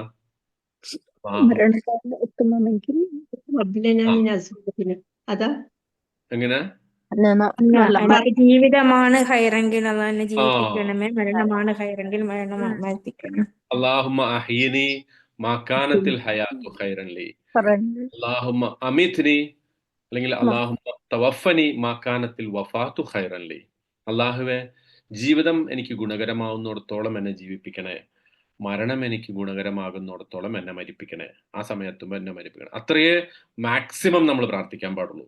അല്ലാതെ പടച്ചോനെ എന്നെ ഇപ്പൊ തന്നെ അങ്ങോട്ട് മരിപ്പിച്ചേക്കണേ. ചില ആളുകള് ഭർത്താവായിട്ട് തല്ലുകൂടി കഴിഞ്ഞാൽ, അല്ലെങ്കിൽ ഭാര്യയായിട്ട് തല്ലു കൂടിക്കഴിഞ്ഞാൽ ചിലപ്പോൾ അത് പ്രാർത്ഥിക്കും, ഓ ഈ ഇവിടുന്ന് ഒന്ന് പോയാൽ മതിയായിരുന്നു, അല്ലെ, ഈ ലോകത്തുനിന്ന് ഈ നരകത്തുനിന്ന് എനിക്കൊന്ന് രക്ഷപ്പെട്ടാൽ മതിയായിരുന്നു. അങ്ങനെയൊന്നും പറയാൻ പാടില്ല എന്നുള്ളതാണ്. അങ്ങനെയൊന്നും പറയാൻ, ഏത് നരകമാണെങ്കിലും, കാരണം അതിനകത്തൊരു വേറൊരു സംഗതി ഉള്ളത് എന്താ വെച്ചാല്, നബി സല്ലല്ലാഹു അലൈഹി വസല്ലം തന്നെ പറഞ്ഞിട്ടുണ്ട്, ഒരു ഏറ്റവും നല്ല ആരോഗ്യത്തോടെയുള്ള ആഫിയത്തോടെയുള്ള ഒരു ആയുസ് ഒരു സത്യവിശ്വാസിക്ക് എന്താണ്? അവസരമാണ്, അല്ലെ? ഒന്ന് ആലോചിച്ച് നോക്കൂ, ഒരു റമദാൻ നമുക്ക് കിട്ടുക, ഒരു ഉംറ ചെയ്യാൻ അവസരം കിട്ടുക, ഒരു കുറച്ചധികം നമസ്കരിക്കാൻ അവസരം കിട്ടുക എന്ന് പറയുന്നത് നല്ലതാണല്ലോ. കാരണം നമ്മുടെ പ്രവർത്തനങ്ങൾ കൂടുതൽ അധികരിപ്പിക്കാനുള്ള ഒരു ഓപ്പർച്യൂണിറ്റി ആണല്ലോ അത്. അപ്പോൾ കൂടുതൽ അവസരങ്ങൾക്ക് വേണ്ടിയാണ് നമ്മൾ പ്രാർത്ഥിക്കേണ്ടത്. പക്ഷെ അതേസമയം അത് ഇങ്ങനെ കാലാകാലം അള്ളാഹു നീട്ടിത്തരൂല ആരെയും, അല്ലെ? അഫ ഇമ്മിത്ത ഹുമുൽ ഖാലിദൂൻ എന്ന് അള്ളാഹ് ചോദിച്ചിട്ടുണ്ട്. താങ്കൾ മരിക്കുമെങ്കിൽ പിന്നെ അവര് എല്ലാ കാലവും ഇവിടെ ജീവിക്കോ എന്ന് ചോദിച്ചിട്ടുണ്ട് അള്ളാഹു. ഇന്നക മയ്യിത്തുൻ ഫ ഇന്നഹും മയ്യിത്തൂൻ, താങ്കളും മരിക്കും അവരൊക്കെ മരിക്കും. അപ്പൊ ഇവിടെ യൂസുഫ് അലൈഹി സ്വലാം അതല്ല പറഞ്ഞത്, തവഫനി മുസ്ലിമൻ, എന്നെ മരിപ്പിക്കുമ്പോ മുസ്ലിമായി മരിപ്പിക്കണേ. എൻ്റെ അവധി എത്തുമ്പോൾ വഫ എന്നുള്ളത് എൻ്റെ അവധി പൂർത്തിയാകുക എന്നുള്ളൊരു പദം ഉണ്ട് അതിനകത്ത്. വഫാത്ത് എന്ന് തന്നെയാണ് നമ്മൾ പറയുന്നത് അല്ലേ. വഫാത്തിന്റെ ശരിക്കും അർത്ഥം എന്താ? മരണം എന്നല്ല വഫാത്തിന്റെ അർത്ഥം. വഫാത്തിന്റെ അർത്ഥം അവധി പൂർത്തീകരിക്കുക എന്നർത്ഥം. അവധി വഫി കരാർ പാലനത്തിന് ഔഫി ബി അഹദിക്കും എന്ന് പറഞ്ഞിട്ടില്ലേ, നിങ്ങൾ കരാറ് പൂർത്തീകരിക്കുക. അതിൽ നിന്നാണ് വഫാത്ത് എന്ന് പറഞ്ഞാൽ നിങ്ങളുടെ അവധി പൂർത്തീകരിക്കുക എന്നുള്ളതാണ് വഫാത്ത് കേട്ടാ. നമ്മളും ഇടയ്ക്ക് പ്രാർത്ഥിക്കുന്നില്ലല്ലോ തവഫന മഅൽ അബ്റാർ അല്ലെ. സൂറത്ത് ആൽ ഇമ്രാനിൽ നമ്മൾ പ്രാർത്ഥിക്കുന്നതായിട്ട് വിശ്വാസികളുടെ പ്രാർത്ഥനയായിട്ട് അല്ലെ പറഞ്ഞിട്ടുണ്ടല്ലോ. വകഫിർ അന്നാ സിയ്യാഅന വതവഫന മഅൽ അബ്റാർ. നിങ്ങളുടെ പാപങ്ങൾ പുറത്തു തരണേ, നിരപരാധികളായ നല്ല സൽഗുണസമ്പന്നരായ ആളുകളോടൊപ്പം ഞങ്ങളെ നീ മരിപ്പിക്കണേ എന്ന് പ്രാർത്ഥിക്കാൻ വേണ്ടി ആവശ്യപ്പെട്ടിട്ടുണ്ട്. അപ്പോൾ മരണത്തെ ആഗ്രഹിക്കലല്ല അത്, മറിച്ച് മരണമെത്തുന്ന നേരത്ത് എനിക്ക് എന്ത് വേണം? നല്ല സാലിഹ്യങ്ങളായ ഒരു മുസ്ലിമായ ഒരു മുസ്ലിമിന്റെ മരണം എനിക്ക് ലഭിക്കണം എന്നതാണ് യൂസുഫ് അലൈഹിസ്സലാം അള്ളാഹുവിനോട് ആവശ്യപ്പെടുന്നത്. വാൽഹിഖ്നി ബിസ്സാലിഹീൻ. അതുപോലെ ഏറ്റവും നല്ല സുഹൃതവാന്മാരായ ആളുകളോടൊപ്പം എന്നെ നീ ചേർക്കണമേ. ആ ഒരു മരണത്തിന് ശേഷമുള്ള എൻ്റെ ജീവിതം എൻ്റെ അവരുടെ പിതാവ് ഇബ്രാഹിം അലൈഹിസ്സലാം അവരുടെയൊക്കെ ഉള്ള അതുപോലെ എല്ലാ നല്ലവരും ഇനി കഴിഞ്ഞു പോയതും വരാനിരിക്കുന്നവരുമായിട്ടുള്ള നല്ല ആളുകളോടൊപ്പമുള്ള ഒരു ജീവിതം എനിക്ക് നീ നൽകണേ എന്ന പ്രാർത്ഥനയാണ്. ഇനി നമ്മൾ ഇത് അതിൻ്റെ ഒരു ചെറിയൊരു വിശദീകരണമുണ്ട്. പക്ഷെ ഇനി ഇതിനകത്ത് കുറച്ചുകൂടി ഡീപ്പായിട്ട് നമുക്ക് കുറെ മീനിങ്ങൾ ഇതിൽ നിന്ന് ലഭിക്കുന്നുണ്ട്. അതെന്താന്ന് വെച്ചാൽ ഏറ്റവും പ്രധാനം, നമ്മൾ നേരത്തെ ഞാൻ പറഞ്ഞത് തന്നെ യൂസുഫ് അലൈഹിസ്സലാം ചോദിക്കുന്ന അദ്ദേഹത്തിന്റെ ജീവിതം എടുത്തു നോക്കൂ. കടുത്ത പരീക്ഷണങ്ങളിലൂടെ കടന്നു പോകുന്ന യൂസുഫ് അലൈഹിസ്സലാം ഇവിടെ അള്ളാഹുവിനോട് പറയാണ്, ആ ജീവിതത്തെ കുറിച്ച് ഒരു പരാതിയും പറയുന്നില്ലല്ലോ. എന്ന് ആലോചിച്ച് നോക്കൂ. എത്രയോ വർഷങ്ങള് 10-40 വർഷം ജീവിതത്തിൽ ഒരു എവിടെയും ഒരു അല്ല, there was no light at the end of the tunnel. Yusuf അലൈഹിസ്സലാം ജീവിതത്തിൽ ഈ ഇരുട്ടുകളിലൂടെ ഇങ്ങനെ കടന്നു പോരുമ്പോൾ ഒരു ഘട്ടത്തിലും അദ്ദേഹം ഒരു വെളിച്ചത്തിന്റെ ഒരു സുഖത്തിന്റെ ഒരു സുഖ സൗകര്യങ്ങൾ അദ്ദേഹം ആസ്വദിച്ചിട്ടില്ല. ആദ്യമായിട്ട് അദ്ദേഹത്തിന് ഉണ്ടാകുന്ന ഒരേ ഒരു സന്തോഷത്തിന്റെ സന്ദർഭമാണ് ഇത്. അവിടെ അദ്ദേഹം താൻ അനുഭവിച്ച പരീക്ഷണങ്ങളെ കുറിച്ചോ താൻ കടന്നു പോകുന്ന ദുരിത പർവ്വത്തെക്കുറിച്ചോ ഒന്നും സൂചിപ്പിക്കാതെ അള്ളാഹു ചെയ്തു തന്ന അനുഗ്രഹങ്ങളെ കുറിച്ച് എടുത്തു പറയുക. A life of gratitude. ഇത് നമ്മൾ മുമ്പ് പറഞ്ഞിട്ടുണ്ട്. അപ്പോൾ അള്ളാഹുവിനെ കുറിച്ച് യൂസുഫ് അലൈഹിസ്സലാം പറയുന്ന വാചകങ്ങളിൽ ഒരു ഘട്ടത്തിൽ പോലും അള്ളാഹിനെ കുറ്റപ്പെടുത്തുകയോ അല്ലെങ്കിൽ ഏതെങ്കിലും അർത്ഥത്തിൽ താൻ കടന്നു പോകുന്ന ജീവിതത്തിന്റെ കാരണക്കാരൻ അള്ളാഹുവാണ് എന്ന് ഒരു സൂചന പോലും പറയാതെ അദ്ദേഹം പറയുന്നത് എന്താ? റബ്ബെ, ഞാൻ അത്ര നിസ്സാരനായിട്ടുള്ള ഒരു മനുഷ്യനാണ്. എന്നെ സംബന്ധിച്ച് ഇതൊന്നും ഞാൻ ഡിസർവ് ചെയ്യുന്നില്ല, ഇതൊന്നും അർഹിച്ചിരുന്നില്ല. അതാണല്ലോ ഫാത്തിറ സമാവാത്തിയായിട്ട് അത് കമ്പയർ ചെയ്യുമ്പോൾ അദ്ദേഹം പറയുന്നത് അതാണ്, ഞാൻ ഒന്നും അർഹിക്കാതെ ഇതൊക്കെ നീ എനിക്ക് നൽകി. I am not worthy of it. ഇപ്പൊ പ്രാർത്ഥിക്കുമ്പോൾ അല്ലെങ്കിൽ നമ്മുടെ ജീവിതത്തിൽ നമുക്കിപ്പോ ഒരുപാട് പ്രയാസങ്ങളിലൂടെ നമ്മൾ കടന്നു പോയിട്ടുണ്ടാവും. പക്ഷെ എപ്പോഴും അള്ളാഹുവിനെ കുറിച്ച് നമ്മൾ പറയുമ്പോൾ, അള്ളാഹുവിനെ കുറിച്ച് ഓർക്കുമ്പോൾ, പ്രാർത്ഥിക്കുമ്പോൾ ആ കഷ്ടപ്പാടുകൾ എടുത്ത് പറയാതെ പ്രാർത്ഥിക്കുക എന്നുള്ളത് വളരെ ഇമ്പോർട്ടൻ്റ് ആണ്. ഇപ്പോ ചില ആളുകൾ അതിനെക്കുറിച്ച് പറയാണ്ട് ഈ സബ് കോൺഷ്യസ് മൈൻഡിനെ കുറിച്ച് പറയുന്ന ആളുകളൊക്കെ പറയാറുണ്ട്, നമ്മളിങ്ങനെ എപ്പോഴും രോഗത്തെക്കുറിച്ചും കടത്തെക്കുറിച്ചും ദരിദ്രാവസ്ഥയെക്കുറിച്ചൊക്കെ പറഞ്ഞുകൊണ്ടിരുന്ന അത് തന്നെ കിട്ടുള്ളൂ എന്ന് പറയാറുണ്ടല്ലേ. കാരണം അള്ളാഹ് എനിക്ക് അസുഖമാണ്, അള്ളാഹ് എനിക്ക് കടമാണ്, അള്ളാഹ് എനിക്ക് പ്രയാസങ്ങളാണ്. അപ്പൊ എന്നാ പിന്നെ കാരണം ഈ പ്രാർത്ഥനയിൽ മൊത്തം പറയണ എന്താ? കടം, പ്രയാസം, രോഗം, വിഷമം, മാനസിക സ്ട്രെസ്, ഇമോഷൻ, ഇതൊക്കെയാണ് പറയണമെങ്കിൽ അത് തന്നെ കിട്ടുള്ളൂ. കാരണം എന്താ? നമ്മുടെ സബ് കോൺഷ്യസ് മൈൻഡ് പറയുന്ന സംഗതി തന്നെയാണ്. അതെന്തോ ആയിക്കോട്ടെ, അത് സയൻസോ അല്ലെങ്കിൽ അതിനെക്കുറിച്ചെന്ന്. പക്ഷെ പ്രാർത്ഥനയുടെ ഒരു മര്യാദയായിട്ട് അള്ളാഹ് പഠിപ്പിക്കുന്ന സംഗതി ഇതാണ്. ഞാനിപ്പോ ഈ ഭൂമിയിലേക്ക് ഞാൻ വരുമ്പോ ഞാൻ എന്താ കൊണ്ടുവന്നത്? അള്ളാഹുവേ, എനിക്കൊന്നും ഉണ്ടായിരുന്നിട്ടില്ല. ഞാൻ നിസ്സഹായനായിട്ടുള്ള ഒരു മനുഷ്യനായിട്ടാണ് ഇങ്ങോട്ട് വന്നത്. ഇവിടെ നിന്നൊക്കെ ഉണ്ടായതാണ്. എനിക്ക് കിട്ടിയതൊക്കെ നീ തന്ന അനുഗ്രഹമാണ്. ഈ അനുഗ്രഹത്തിനൊന്നും ഞാൻ അർഹനായിരുന്നില്ല നാഥ, പക്ഷെ നീ എനിക്കൊക്കെ നൽകി. ഇത് യൂസുഫ് അലൈഹിസ്സലാം പറയുമ്പോൾ യൂസുഫ് അലൈഹിസ്സലാം തന്നെ അത് പറയണം അല്ലെ. നമ്മളാരും അങ്ങനത്തെ ഒരു പ്രാർത്ഥനയെ കുറിച്ച് ചിന്തിച്ചിട്ട് പോലും ഉണ്ടാവില്ല. ചിലപ്പോ അതിനൊക്കെ മനസ്സിലാക്കി പ്രാർത്ഥിക്കുന്ന ആളുകൾ ഉണ്ടാവാം.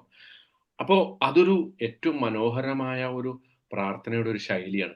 ഏതുപോലെ എന്ന് വെച്ചാൽ ഇപ്പോൾ നമ്മൾ ഒരു കമ്പനിയിൽ ജോലി ചെയ്യണമെന്ന് വെച്ചോ, ഒരു 5,000 10,000 എംപ്ലോയി ഒക്കെ ഉള്ളൊരു കമ്പനിയുടെ CEO നമുക്ക് ഒരു ദിവസം ഒരു മെയിൽ അയക്കാണ്, thank you for your service, നിങ്ങളുടെ സർവീസിന് നന്ദി, നിങ്ങൾ ആ ഒരു പ്രൊജക്റ്റിൽ നിങ്ങൾ കോൺട്രിബ്യൂട്ട് ചെയ്തതിന് നിങ്ങൾക്ക് ഇതാ ഒരു പ്രൊമോഷൻ, പ്ലസ് നിങ്ങളുടെ കുട്ടി ആശുപത്രിയിലാണെന്ന് അറിഞ്ഞു, അവന് ഞാൻ എല്ലാവിധ പ്രാർത്ഥനകളും, പ്ലസ് ഇന്നു മുതൽ ആ കുട്ടിയുടെ എല്ലാ ചെലവും ഞാൻ വഹിക്കുന്നു എന്നൊക്കെ പറഞ്ഞ ഒരു മെയില് ഒരു CEO ഒരു മെസ്സേജ്, ഒരു വാട്സപ്പ് മെസ്സേജോ ഒരു മെയിലോ ഒക്കെ നമുക്ക് അയക്കുകയാണെങ്കിൽ നമുക്കുണ്ടാകുന്ന സന്തോഷത്തെക്കുറിച്ച് ആലോചിച്ച് നോക്കൂ. ഇതാണല്ലോ അള്ളാഹ് നമ്മളോട് ചെയ്യുന്നത്. We are not worthy of any of this. ഈ ഭൂമിയിൽ ഇത്തരം ഒരു സഹായത്തിന് നമ്മൾ അർഹരല്ല. പക്ഷെ എന്നിട്ടും നമ്മളെ ജീവിപ്പിക്കുന്നു അള്ളാഹു, നമുക്ക് അനുഗ്രഹം ചെയ്തിരിക്കുന്നു, നമ്മുടെ കണ്ണ് വർക്ക് ചെയ്യുന്നു, നമ്മുടെ ഹൃദയം വർക്ക് ചെയ്യുന്നു, നമ്മൾ ഓരോ നേരവും അള്ളാഹുവിന്റെ അനുഗ്രഹങ്ങൾ ആസ്വദിച്ചുകൊണ്ടിരിക്കുന്നു. നമ്മൾ എത്രയോ മിസ്റ്റേക്കുകൾ ചെയ്യുന്നു, പക്ഷെ ആ മിസ്റ്റേക്കുകളൊക്കെ അള്ളാഹു കണ്ണടക്കുന്നു. അതിന്റെ പേരിലൊന്നും അള്ളാഹ് നമ്മളെ ചോദ്യം ചെയ്യുന്നില്ല, നമ്മളെ ബുദ്ധിമുട്ടിക്കുന്നില്ല, ഉപദ്രവിക്കുന്നില്ല. എത്രയോ നമ്മുടെ കുറ്റങ്ങൾ അള്ളാഹ് മറച്ചു വെച്ചിരിക്കുന്നു. എന്നിട്ടും നമ്മൾ പരാതിയും പരിദേവനങ്ങളുമാണ് പറഞ്ഞുകൊണ്ടിരിക്കുന്നതെങ്കിൽ അതിനെക്കുറിച്ചാണ് നന്ദി കേടെന്ന് പറയുന്നത്. അപ്പൊ യൂസുഫ് അലൈഹിസ്സലാം നമ്മളെ പഠിപ്പിക്കുന്ന ഒരു പ്രധാനപ്പെട്ട ഒരു സംഗതി, ജീവിതം എത്ര ദുഷ്കരമായിക്കൊള്ളട്ടെ, അന്തിമമായിട്ട് നമ്മൾ നാഥനെ വിളിക്കുമ്പോൾ ആ ദുഷ്കരമായിട്ടുള്ള സംഗതികളല്ല നമ്മൾ എടുത്തു പറയേണ്ടത്, മറിച്ച് ചെയ്തു തന്ന അനുഗ്രഹങ്ങൾ എടുത്തു പറഞ്ഞിട്ട് പ്രാർത്ഥിക്കാനുള്ള, അള്ളാഹുവിനെ പ്രശംസിക്കാനുള്ള ഒരു മനസ്സ് നമ്മൾ കാണിക്കുക. അതാണ് അള്ളാഹുവിന് നമ്മുടെ തന്നെ ജീവിതത്തെ മാറ്റിമറിക്കാനുള്ള ഒരു പോംവഴിയായിട്ട് യൂസുഫ് അലൈഹിസ്സലാം നമ്മളെ പഠിപ്പിക്കുന്ന ഒരു സംഗതിയാണ്. പിന്നെ ശരിക്കും ഇപ്പൊ ഈ ഒരു അവസ്ഥയെക്കുറിച്ച് ആലോചിച്ച് നോക്കൂ. യൂസുഫ് അലൈഹിസ്സലാം ഈ പറയുന്ന സന്ദർഭം ഏതാ? എല്ലാ അർത്ഥത്തിലും ഒരു വിജയിയായിട്ട് നിൽക്കണ് അല്ലെ, ഒരു സെലിബ്രേഷന്റെ മൂഡിലാണ് അല്ലെ. നമ്മൾ ഒരു സെൽഫി എടുക്കേണ്ട സമയമാണ് ഇപ്പോ അല്ലെ. നമ്മുടെയൊക്കെ ഒരു ഭാഷയിൽ നല്ലൊരു റീൽസ് പ്രൊഡ്യൂസ് ചെയ്തിട്ട് എടുക്കേണ്ട സമയമാണ്. ആ സമയത്ത് വിനയാന്യതനാകാൻ സാധിക്കുക, ആ സമയത്ത് നന്മകളെ കുറിച്ച് ഓർമ്മ വരിക, തനിക്ക് ലഭിച്ച അനുഗ്രഹങ്ങളെ കുറിച്ച് ഓർമ്മ വരിക, ആ അവസരങ്ങളെ കുറിച്ച് ഓർമ്മ വരിക, ഇത് വളരെ പ്രധാനപ്പെട്ടതാണ്. ഈ തഅ്വീലുൽ അഹാദീസിനെ കുറിച്ച് ഒരു വർത്താനം നമ്മൾ നേരത്തെ പറഞ്ഞതാണ്, പക്ഷെ അതൊന്നും കൂടി ഇവിടെ പറയണം. കാരണം ഇപ്പൊ പറയാൻ പറ്റിയ ഒരു സന്ദർഭമാണ്. കാരണം ഇതിന് തൊട്ട് മുമ്പത്തെ ആയത്തില് യൂസുഫ് അലൈഹിസ്സലാം പറഞ്ഞത് എന്താ? യാ അബത്തി, അല്ല തൊട്ട് മുമ്പത്തെ ആയത്തിൽ തന്നെ, യാ അബത്തി ഹാദാ തഅ്വീലു റുയായ, എന്റെ ബാപ്പ അല്ലെങ്കിൽ പിതാവേ, ഇതാണ് എന്റെ സ്വപ്നത്തിന്റെ വ്യാഖ്യാനം. പക്ഷെ ഇവിടെ അനുഗ്രഹം എടുത്തു പറയുന്നത് അല്ലംതനി മിൻ തഅ്വീലിൽ അഹാദീസ്, അതിനെക്കുറിച്ച് പറഞ്ഞപ്പോൾ നമ്മൾ പറഞ്ഞിരുന്നു, വെറും ഒരു സ്വപ്ന വ്യാഖ്യാനത്തിനുള്ള കഴിവല്ല യൂസുഫ് അലൈഹി ഇസ്ലാമിക്ക് കൊടുത്തത്, മറിച്ച് എല്ലാത്തരം സ്പീച്ചസും എക്സ്പ്ലെയിൻ ചെയ്യാനുള്ള, ഇന്റർപ്രറ്റ് ചെയ്യാനുള്ള ഒരു കഴിവാണ്. അതിന്റെ ഒന്നാമത്തെ ഒരു തെളിവ് കൂടിയാണ് തഅ്വീലു റുയ എന്നല്ല പറഞ്ഞത്, തഅ്വീലുൽ അഹാദീസ് എന്നാണ് പറഞ്ഞത്. കേട്ടാ, അതൊരു പ്രധാനപ്പെട്ട ഒരു പോയിന്റാണ്. നമ്മൾ ഒരിക്കൽ കൂടി അതിനൊന്നും കൂടി ആവർത്തിച്ച് പറയണം. വേറൊരു സംഗതി, ഇവിടെ ഒക്കെ യൂസുഫ് അലൈഹി ഇസ്ലാം, നേരത്തെ നമ്മൾ യാക്കൂബ് നബി അലൈഹി ഇസ്ലാമിയുടെ വാചകം യൂസുഫ് അലൈഹി ഇസ്ലാം എക്കോ ചെയ്യുന്നതായിട്ട് പറഞ്ഞു അല്ലെ. പക്ഷെ ഇവിടെ യൂസുഫ് അലൈഹി ഇസ്ലാം എക്കോ ചെയ്യുന്നത്, പ്രത്യേകിച്ച് ഈ പ്രാർത്ഥനയിൽ എക്കോ ചെയ്യുന്നത്, അദ്ദേഹം ആവർത്തിച്ച് പറയുന്ന ഇബ്രാഹിം നബി അലൈഹി ഇസ്ലാമയുടെ വാക്കുകളാണ്. ഇപ്പൊ നോക്കൂ, ആദ്യം അദ്ദേഹം പറയുന്നത് ഫാത്തിറസ് സമാവാതി വൽ അർദ്, ഇത് ആദ്യം പറഞ്ഞത് ഇബ്രാഹിം നബി അലൈഹി ഇസ്ലാമയാണ് അല്ലെ. ഇന്നി വജ്ജഹ്തു വജ്ഹിയ ലില്ലദി ഫത്തറസ് സമാവാതി വൽ അർദ്. ആ ഫാത്തിർ എന്ന പദം യൂസുഫ് അലൈഹി ഇസ്ലാം ഇവിടെ ഉപയോഗിക്കുന്നത് ഇബ്രാഹിം നബി അലൈഹി ഇസ്ലാമയുടെ ആ അതേ പ്രാർത്ഥന അതിനെ എക്കോ ചെയ്തുകൊണ്ടാണ് അത് പറയുന്നത്. ഇദ്ദേഹം യൂസുഫ് അലൈഹി ഇസ്ലാം പറയുന്നത് തവഫനി മുസ്ലിമൻ, എന്നെ മുസ്ലിമായി മരിപ്പിക്കണേ. അതും ഇബ്രാഹിം നബി അലൈഹി ഇസ്ലാം പറഞ്ഞിട്ടുണ്ട്, റബ്ബന വജ്അൽനാ മുസ്ലിമൈനി ലക് വമിൻ ദുർരിയത്തിനാ ഉമ്മതൻ മുസ്ലിമതൻ ലക്. ഇബ്രാഹിം നബി അലൈഹി ഇസ്ലാം പ്രാർത്ഥിച്ചതാണ്, ഞങ്ങളെ രണ്ടുപേരെയും, അതായത് ഇബ്രാഹിം നബിയെയും ഇസ്മായിൽ നബിയെയും മുസ്ലിങ്ങളാക്കണേ. വജ്അൽനാ മുസ്ലിമൈനി ലക് വമിൻ ദുർരിയത്തിനാ ഉമ്മതൻ മുസ്ലിമതൻ ലക്, ഞങ്ങളുടെ സന്താന പരമ്പരയിൽ നിന്ന് ഒരു മുസ്ലിം സമുദായത്തെ നീ ജീവിപ്പിക്കണേ, ഉയർത്തെഴുന്നേൽപ്പിക്കണേ എന്ന് ഇബ്രാഹിം നബി അലൈഹി ഇസ്ലാം പറഞ്ഞു. അതേ വാചകമാണ് ഇവിടെ യൂസുഫ് അലൈഹി ഇസ്ലാം പറഞ്ഞത്, തവഫനി മുസ്ലിമൻ. അതുപോലെ തന്നെ ഇബ്രാഹിം നബി അലൈഹി ഇസ്ലാമിനെ കുറിച്ച് അല്ലാഹ് പറഞ്ഞു, വലഖദ് ഇസ്തഫൈനാഹു ഫിദ് ദുനിയ ഫിൽ അനുമ്പ് ഇത് ഖാല ലഹു റബ്ബുഹു അസ്ലിം ഖാല അസ്ലംതു ലിറബ്ബിൽ ആലമീൻ. ഇബ്രാഹിം നബിയോട് അള്ളാഹു പറയുന്നത് അസ്ലിം, നീ മുസ്ലിം ആകണം എന്ന് പറഞ്ഞപ്പോൾ അദ്ദേഹം പറഞ്ഞെന്താ, അസ്ലം തുലി റബ്ബിൽ ആലമീൻ, ഞാൻ എൻ്റെ റബ്ബിന് സർവ്വലോക രക്ഷിതാവായ നാഥന് ഞാൻ ഇതാ സർവ്വതാ കീഴ്വണങ്ങിയിരിക്കുന്നു. അതേ വാചകം യൂസുഫ് അലൈഹി സ്വലാം ഇവിടെ ആവർത്തിക്കണം. അതുപോലെ വഅൽഹിഖ്നി ബിസ്സാലിഹീൻ, ഇതും ഇബ്രാഹിം നബി അലൈഹി സ്വലാം പറഞ്ഞിട്ടുണ്ട്. എവിടെയാ ഇബ്രാഹിം അലൈഹി സ്വലാം പറഞ്ഞത്? റബ്ബി ഹബ്ലി മുൽക്കൻ, റബ്ബി ഹബ്ലി ഹുക്മൻ വഅൽഹിഖ്നി ബിസ്സാലിഹീൻ. അങ്ങനെ തന്നെയായിരുന്നു ഇബ്രാഹിം നബി അലൈഹി സ്വലാമിയുടെ പ്രാർത്ഥന. Same exact verbatim same word അത് തന്നെ യൂസുഫ് അലൈഹി സ്വലാം ആവർത്തിച്ചു പറയുന്നു. ഇനി ഇവിടെ ശ്രദ്ധിക്കേണ്ട മറ്റൊരു സംഗതി, അന്ത വലിയ ഫിദ്ദുനിയ വൽ ആഖിറ, നീയാണ് എന്റെ, ആദ്യം ക്രിയേറ്ററിനെ കുറിച്ച് പറഞ്ഞു അല്ലെ, ഇങ്ങോട്ട് പറഞ്ഞതാ അല്ല, ഓക്കെ, ഫാത്തിർ എന്ന് പറഞ്ഞു. പിന്നെ വലിയ എന്നുള്ളത് ഒരു പ്രൊട്ടക്ടർ. അപ്പോ ആകാശലോകത്തെ എങ്ങനെ സൃഷ്ടിച്ച നാഥ, അങ്ങനെയുള്ള നീ എന്നെ ഇഹലോകത്ത് ഭൂമിയിൽ നീ എന്നെ പ്രൊട്ടക്ട് ചെയ്യണേ എന്ന അർത്ഥത്തിലാണ് ഫാത്തുറസമാവാത്ത് പറഞ്ഞിട്ട് അന്ത വലിയ എന്ന് പറയുന്നത്. അപ്പോൾ ആ ഒരു ആകാശവും ഭൂമിയും തമ്മിലുള്ള ഒരു കണക്ഷൻ യൂസുഫ് അലൈഹി സ്വലാം എസ്റ്റാബ്ലിഷ് ചെയ്യുന്നു. മനസ്സിലാവുന്നുണ്ടോ? എന്നിട്ട് അന്ത വലിയ ഫി ദുനിയ, ദുനിയാവിൽ നീയാണ് എന്റെ രക്ഷകൻ, വൽ ആഖിറ, എന്നിട്ട് വീണ്ടും അത് ആകാശത്തേക്ക് അസെൻഡിങ്. എത്ര മനോഹരമാണെന്ന് നോക്കൂ അല്ലെ. ഫാത്തുറസമാവാത്തി വൽ അർദ്, ആകാശഭൂമികളെ സൃഷ്ടിച്ച നാഥ, അന്ത വലിയ ഫി ദുനിയ, നീയാണ് ഇഹലോകത്ത് എന്റെ രക്ഷകൻ, വൽ ആഖിറ, ഇനി പരലോകത്ത് വീണ്ടും ആകാശലോകത്തേക്ക് ഞാൻ കടന്നു ചെല്ലുമ്പോ, അദൃശ്യ ലോകത്തേക്ക് ഞാൻ കടന്നു ചെല്ലുമ്പോ അവിടെയും നീ തന്നെയാണ് എൻ്റെ രക്ഷകൻ. അപ്പൊ ഒരു വിശ്വാസിയെ സംബന്ധിച്ചിടത്തോളം അവന്റെ പ്രാർത്ഥന, അവന്റെ എപ്പോഴുമുള്ള ഒരു സംഭാഷണത്തിന്റെ ശൈലിയുടെ അതൊക്കെ അള്ളാഹു നമ്മളെ പഠിപ്പിക്കുകയാണ്. നമുക്ക് അള്ളാഹിനോട് ചോദിക്കാനുള്ള, അന്തിമമായി ചോദിക്കാനുള്ള ഒരു സംഗതി അതാണ്. അള്ളാഹുവുമായിട്ടുള്ള ആ ഒരു കണക്ഷൻ, ആ ഒരു ക്ലോസ്നെസ്, അത് നമുക്ക് എപ്പോഴും ഫീൽ ചെയ്യണം എന്നുള്ളതാണ്. എപ്പോഴും അങ്ങനെ ഒരു കണക്ഷൻ നമുക്ക് ഉണ്ടെങ്കിൽ ദുനിയാവിലെ ഏത് പ്രയാസങ്ങളും ഏത് ബുദ്ധിമുട്ടുകളും അതൊക്കെ വളരെ നിസ്സാരമായിട്ട് നമുക്ക് തോന്നും. ഇവിടെ നോക്കൂ, യൂസുഫ് അലൈഹി സ്വലാം ഒരു പ്രയാസത്തെക്കുറിച്ചും പറഞ്ഞിട്ടില്ല അള്ളാഹിനോട്. ഈ പ്രയാസങ്ങളൊക്കെ ഉള്ളപ്പോ എപ്പോഴെങ്കിലും പ്രാർത്ഥിച്ചത് പോലുമായിട്ട് അള്ളാഹു ഇവിടെ പറഞ്ഞിട്ടുണ്ടോ? ഇപ്പൊ നമ്മള് 100 ആയത്ത് പഠിച്ചല്ലോ അല്ലെ, 101ാമത്തെ ആയത്താണ് ഇന്ന് നമ്മൾ പഠിക്കുന്നത്. ഇതിനിടക്ക് നടന്ന പ്രയാസങ്ങളെ കുറിച്ചൊക്കെ പറഞ്ഞല്ലോ. കിണറ്റില്, അടിമച്ചന്തയില്, ആ പ്രഭുവിന്റെ കുടുംബത്തില്, പിന്നെ ജയിലില്, ഇവിടെയൊക്കെ ഏതെങ്കിലും ഒരു ഘട്ടത്തില് അദ്ദേഹം ആ പ്രയാസങ്ങൾ എടുത്തു പറഞ്ഞ് പ്രാർത്ഥിച്ചതായിട്ട് നമ്മൾ കേട്ടിട്ടുണ്ടോ? അതൊന്നും ഇതിൽ പറഞ്ഞിട്ടില്ല. പ്രാർത്ഥനയുടെ ഒരു ശൈലിയാണ്. നമ്മുടെ പ്രയാസങ്ങൾ പറയണമെന്നില്ല അള്ളാഹിനോട്. അള്ളാഹുവെ നീ എൻ്റെ വലിയാണെന്ന് പറഞ്ഞാൽ തന്നെ, വലിയായ നമ്മളൊരു സുഹൃത്തിനെ വിളിച്ചു നോക്കൂ. അതായത് നമ്മുടെ ഏറ്റവും അടുത്തൊരു സുഹൃത്തിനെ നമ്മൾ ഫോൺ വിളിക്കുമ്പോൾ ഹലോ എന്ന വാക്കിൽ തന്നെ അവന് അല്ലെങ്കിൽ അവൾക്ക് മനസ്സിലാവും, എന്താടാ എന്തെങ്കിലും പ്രശ്നമുണ്ടോ, എന്താ മോളെ എന്തെങ്കിലും പ്രശ്നമുണ്ടോ ചോദിക്കൂലേ? നമ്മൾ ഹലോ എന്ന് പറഞ്ഞാൽ മതി. ആ ഹലോ എന്ന് പറയുന്ന ശൈലിയിൽ അതിൽ നിന്ന് അവർക്ക് മനസ്സിലാവും. എന്താ വിശേഷം എന്ന് പോലും ചോദിക്കേണ്ടി വരില്ല. നമ്മൾ അള്ളാഹിനോട് പറയുമ്പോൾ നമ്മൾ ഒരു പ്രശ്നം അള്ളാഹിനോട് പറയണമെന്നില്ല. അന്ത വലിയ, നീ എൻ്റെ വലിയാണെന്ന് പറഞ്ഞാൽ പിന്നെ അള്ളാഹ്ക്ക് മനസ്സിലായിക്കോളും. ഇപ്പൊ ഞാൻ വളരെ ഇൻട്രസ്റ്റിംഗ് ആയിട്ട് എപ്പോഴും പറയുന്ന ഒരു പ്രാർത്ഥനയാണ്. ഇപ്പോ അയ്യൂബ് നബിയുടെ പ്രാർത്ഥന സൂറത്തുൽ അംബിയായിൽ അള്ളാഹു പറയാറില്ലേ? സൂറത്തുൽ അംബിയായിൽ എന്താ പ്രാർത്ഥന? ആരെങ്കിലും ഒന്ന് ഓർത്ത് നോക്കിയേ.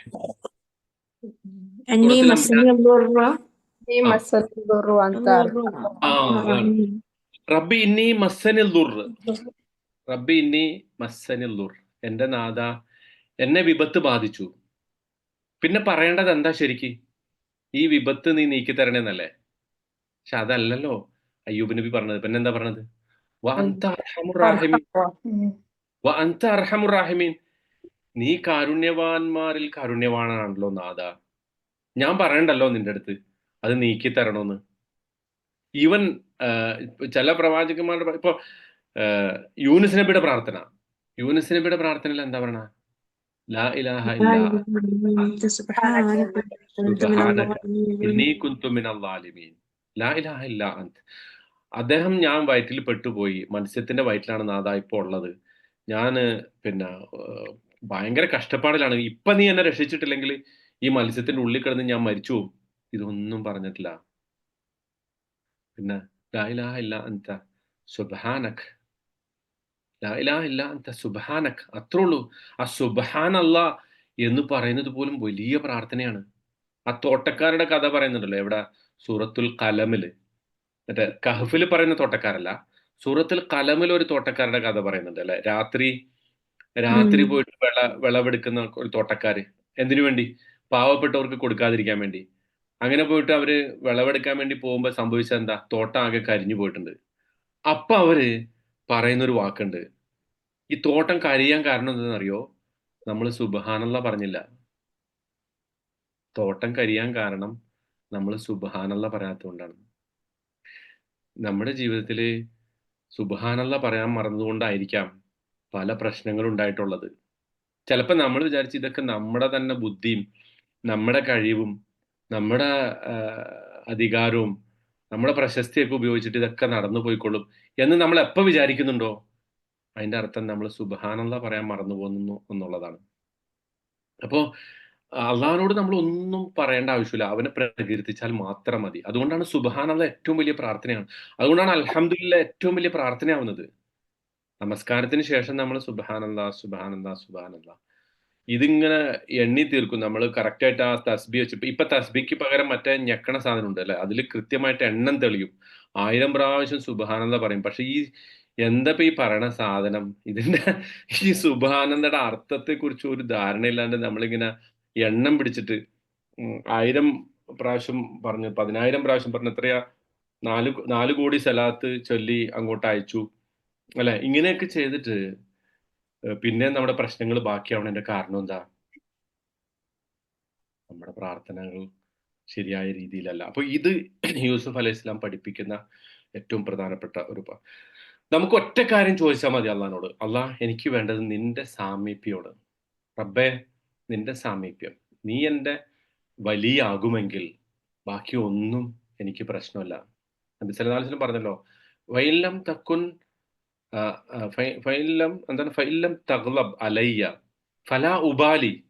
അള്ളാഹുവെ, നീ എന്നോട് കോപിക്കുന്നില്ലെങ്കിൽ ബാക്കി ഒന്നും എനിക്ക് പ്രശ്നമല്ല. തായിഫിലെ ആളുകൾ ഉപദ്രവിച്ച് കാലിൽ നിന്ന് ചോര വന്ന് ഒലിച്ച് ഒരു മരത്തിന്റെ ചോട്ടിൽ ഇരുന്നിട്ട് റസൂല് പ്രാർത്ഥിക്കാണ്. മലക്കുകൾ വന്നിട്ട് പറയാണ്, ഇപ്പൊ കൽപ്പിച്ചാല് 2 മലകള്, അഹ്ഷബൈനി എന്ന് പറയുന്ന 2 മലകൾ കൂട്ടിയിട്ട് ഞാൻ എന്ത് ചെയ്യാം? അവരെ അമർത്തി കൊന്നുകളയാം. അള്ളാഹിന്റെ റസൂല് പറയുന്ന ഫൈലം തഗ്ലബ് അലയ്യ ഫലാ ഉബാലി. നിനക്ക് എന്നോട് കോപം ഇല്ലെങ്കിൽ ഐ ഡോണ്ട് കെയർ. നമ്മളെ ആരെങ്കിലുമൊക്കെ ഉപദ്രവിച്ചാലും നമുക്ക് എന്ത് വലിയ കഷ്ടപ്പാട് വന്നാലും പറയാൻ വളരെ എളുപ്പമാണ്. പക്ഷെ ആ ഒരു അവസ്ഥയിലേക്ക് നമുക്ക് എത്താൻ പറ്റുമോ?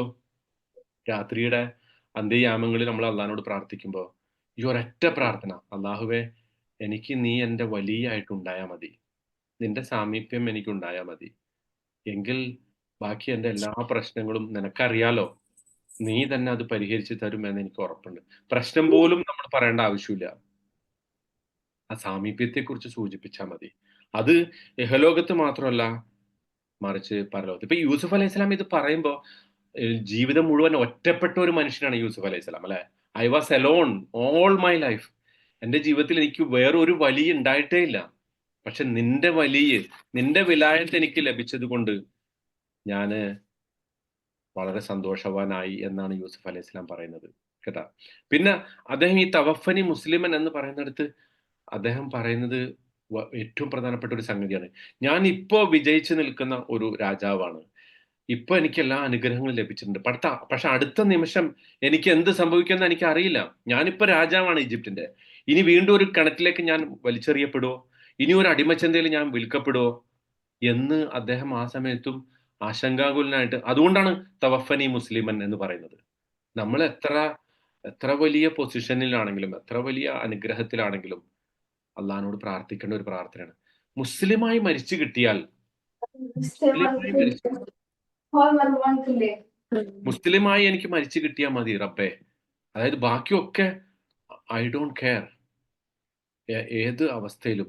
അതല്ലേ ആ ഒരു കാരണം ശരിക്കും യൂസുഫ് അലൈഹി സ്വലാം അദ്ദേഹത്തിന്റെ ജീവിതത്തിൽ ടേക്ക് അവേ എന്നുള്ളത് ഒരു തീമാണ്. അതുകൊണ്ട് അദ്ദേഹത്തെ ആളുകൾ മറ്റുള്ളവർ വലിച്ചു കൊണ്ടുപോയേക്കാണ് എല്ലായിടത്തും അല്ലെ? അദ്ദേഹത്തെ കിണറ്റിലേക്ക് വലിച്ചു കൊണ്ടുപോയി, അദ്ദേഹത്തെ അടിമച്ചന്തയിലേക്ക് വലിച്ചു കൊണ്ടുപോയി, അദ്ദേഹത്തെ പ്രഭുവിന്റെ കൊട്ടാരത്തിലേക്ക് വലിച്ചു കൊണ്ടുപോയി, ജയിലിലേക്ക് അങ്ങനെയൊക്കെ വലിച്ചടക്കപ്പെട്ട ഒരു മനുഷ്യൻ പറയാണ്, റബ്ബെ, എന്നെ ഈ ലോകത്ത് നീ വലിച്ചടക്കുമ്പോ ഒരു മുസ്ലിമായി നീ എന്നെ വലിച്ചെടുക്കണേ. എത്ര മഹത്തരമായ, എനിക്ക് ഈ ലോകത്ത് നിന്ന് പോകേണ്ടി വരും. One day I have to leave. ഇപ്പൊ എല്ലാവരും എൻ്റെ ഒപ്പം വന്നിട്ടുണ്ട്. ഞാൻ അനുഗ്രഹത്തിന്റെ ആ ഏറ്റവും വലിയ സ്വാധീനത്തിലാണോ ഉള്ളത്. പക്ഷെ ഒരു ദിവസം എനിക്ക് പോകേണ്ടി വരും. ആ പോകേണ്ടി വരുമ്പോ എനിക്ക് മുസ്ലിമായിട്ട് പോകാൻ സാധിക്കണം. എന്ന് മാത്രമല്ല, ഞാൻ ചേരേണ്ടത് ആരോടൊപ്പമാണ്? സാലിഹീങ്ങളോടൊപ്പം ആയിരിക്കണം.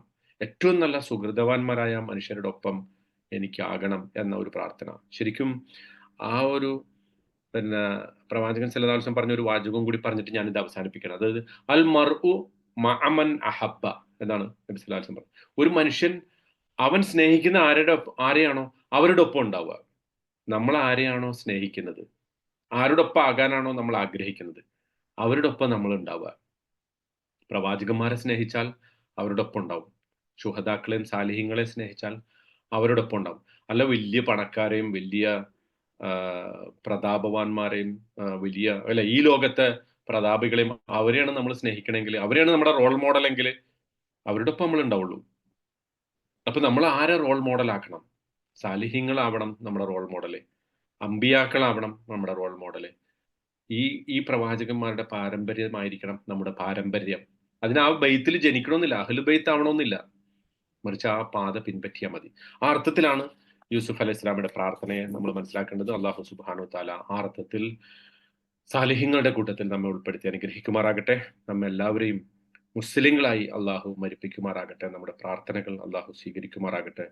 നമ്മിൽ നിന്ന് വന്നു പോകുന്ന തെറ്റുകൾ അള്ളാഹു പുറത്തു മാപ്പാക്കി തരുമാറാകട്ടെ. അല്ലാഹുമ്മ അജ്അൽ ജംഅനാ ഹാദാ ജംഅൻ മർഹൂമ വജ്അൽ തഫറഖന മിൻ ബഅദിഹി തഫറഖൻ മഅസൂമ. അല്ലാഹുമ്മ ലാ തജ്അൽ ഫീനാ വലാ മഅനാ شقيا ولا محروما.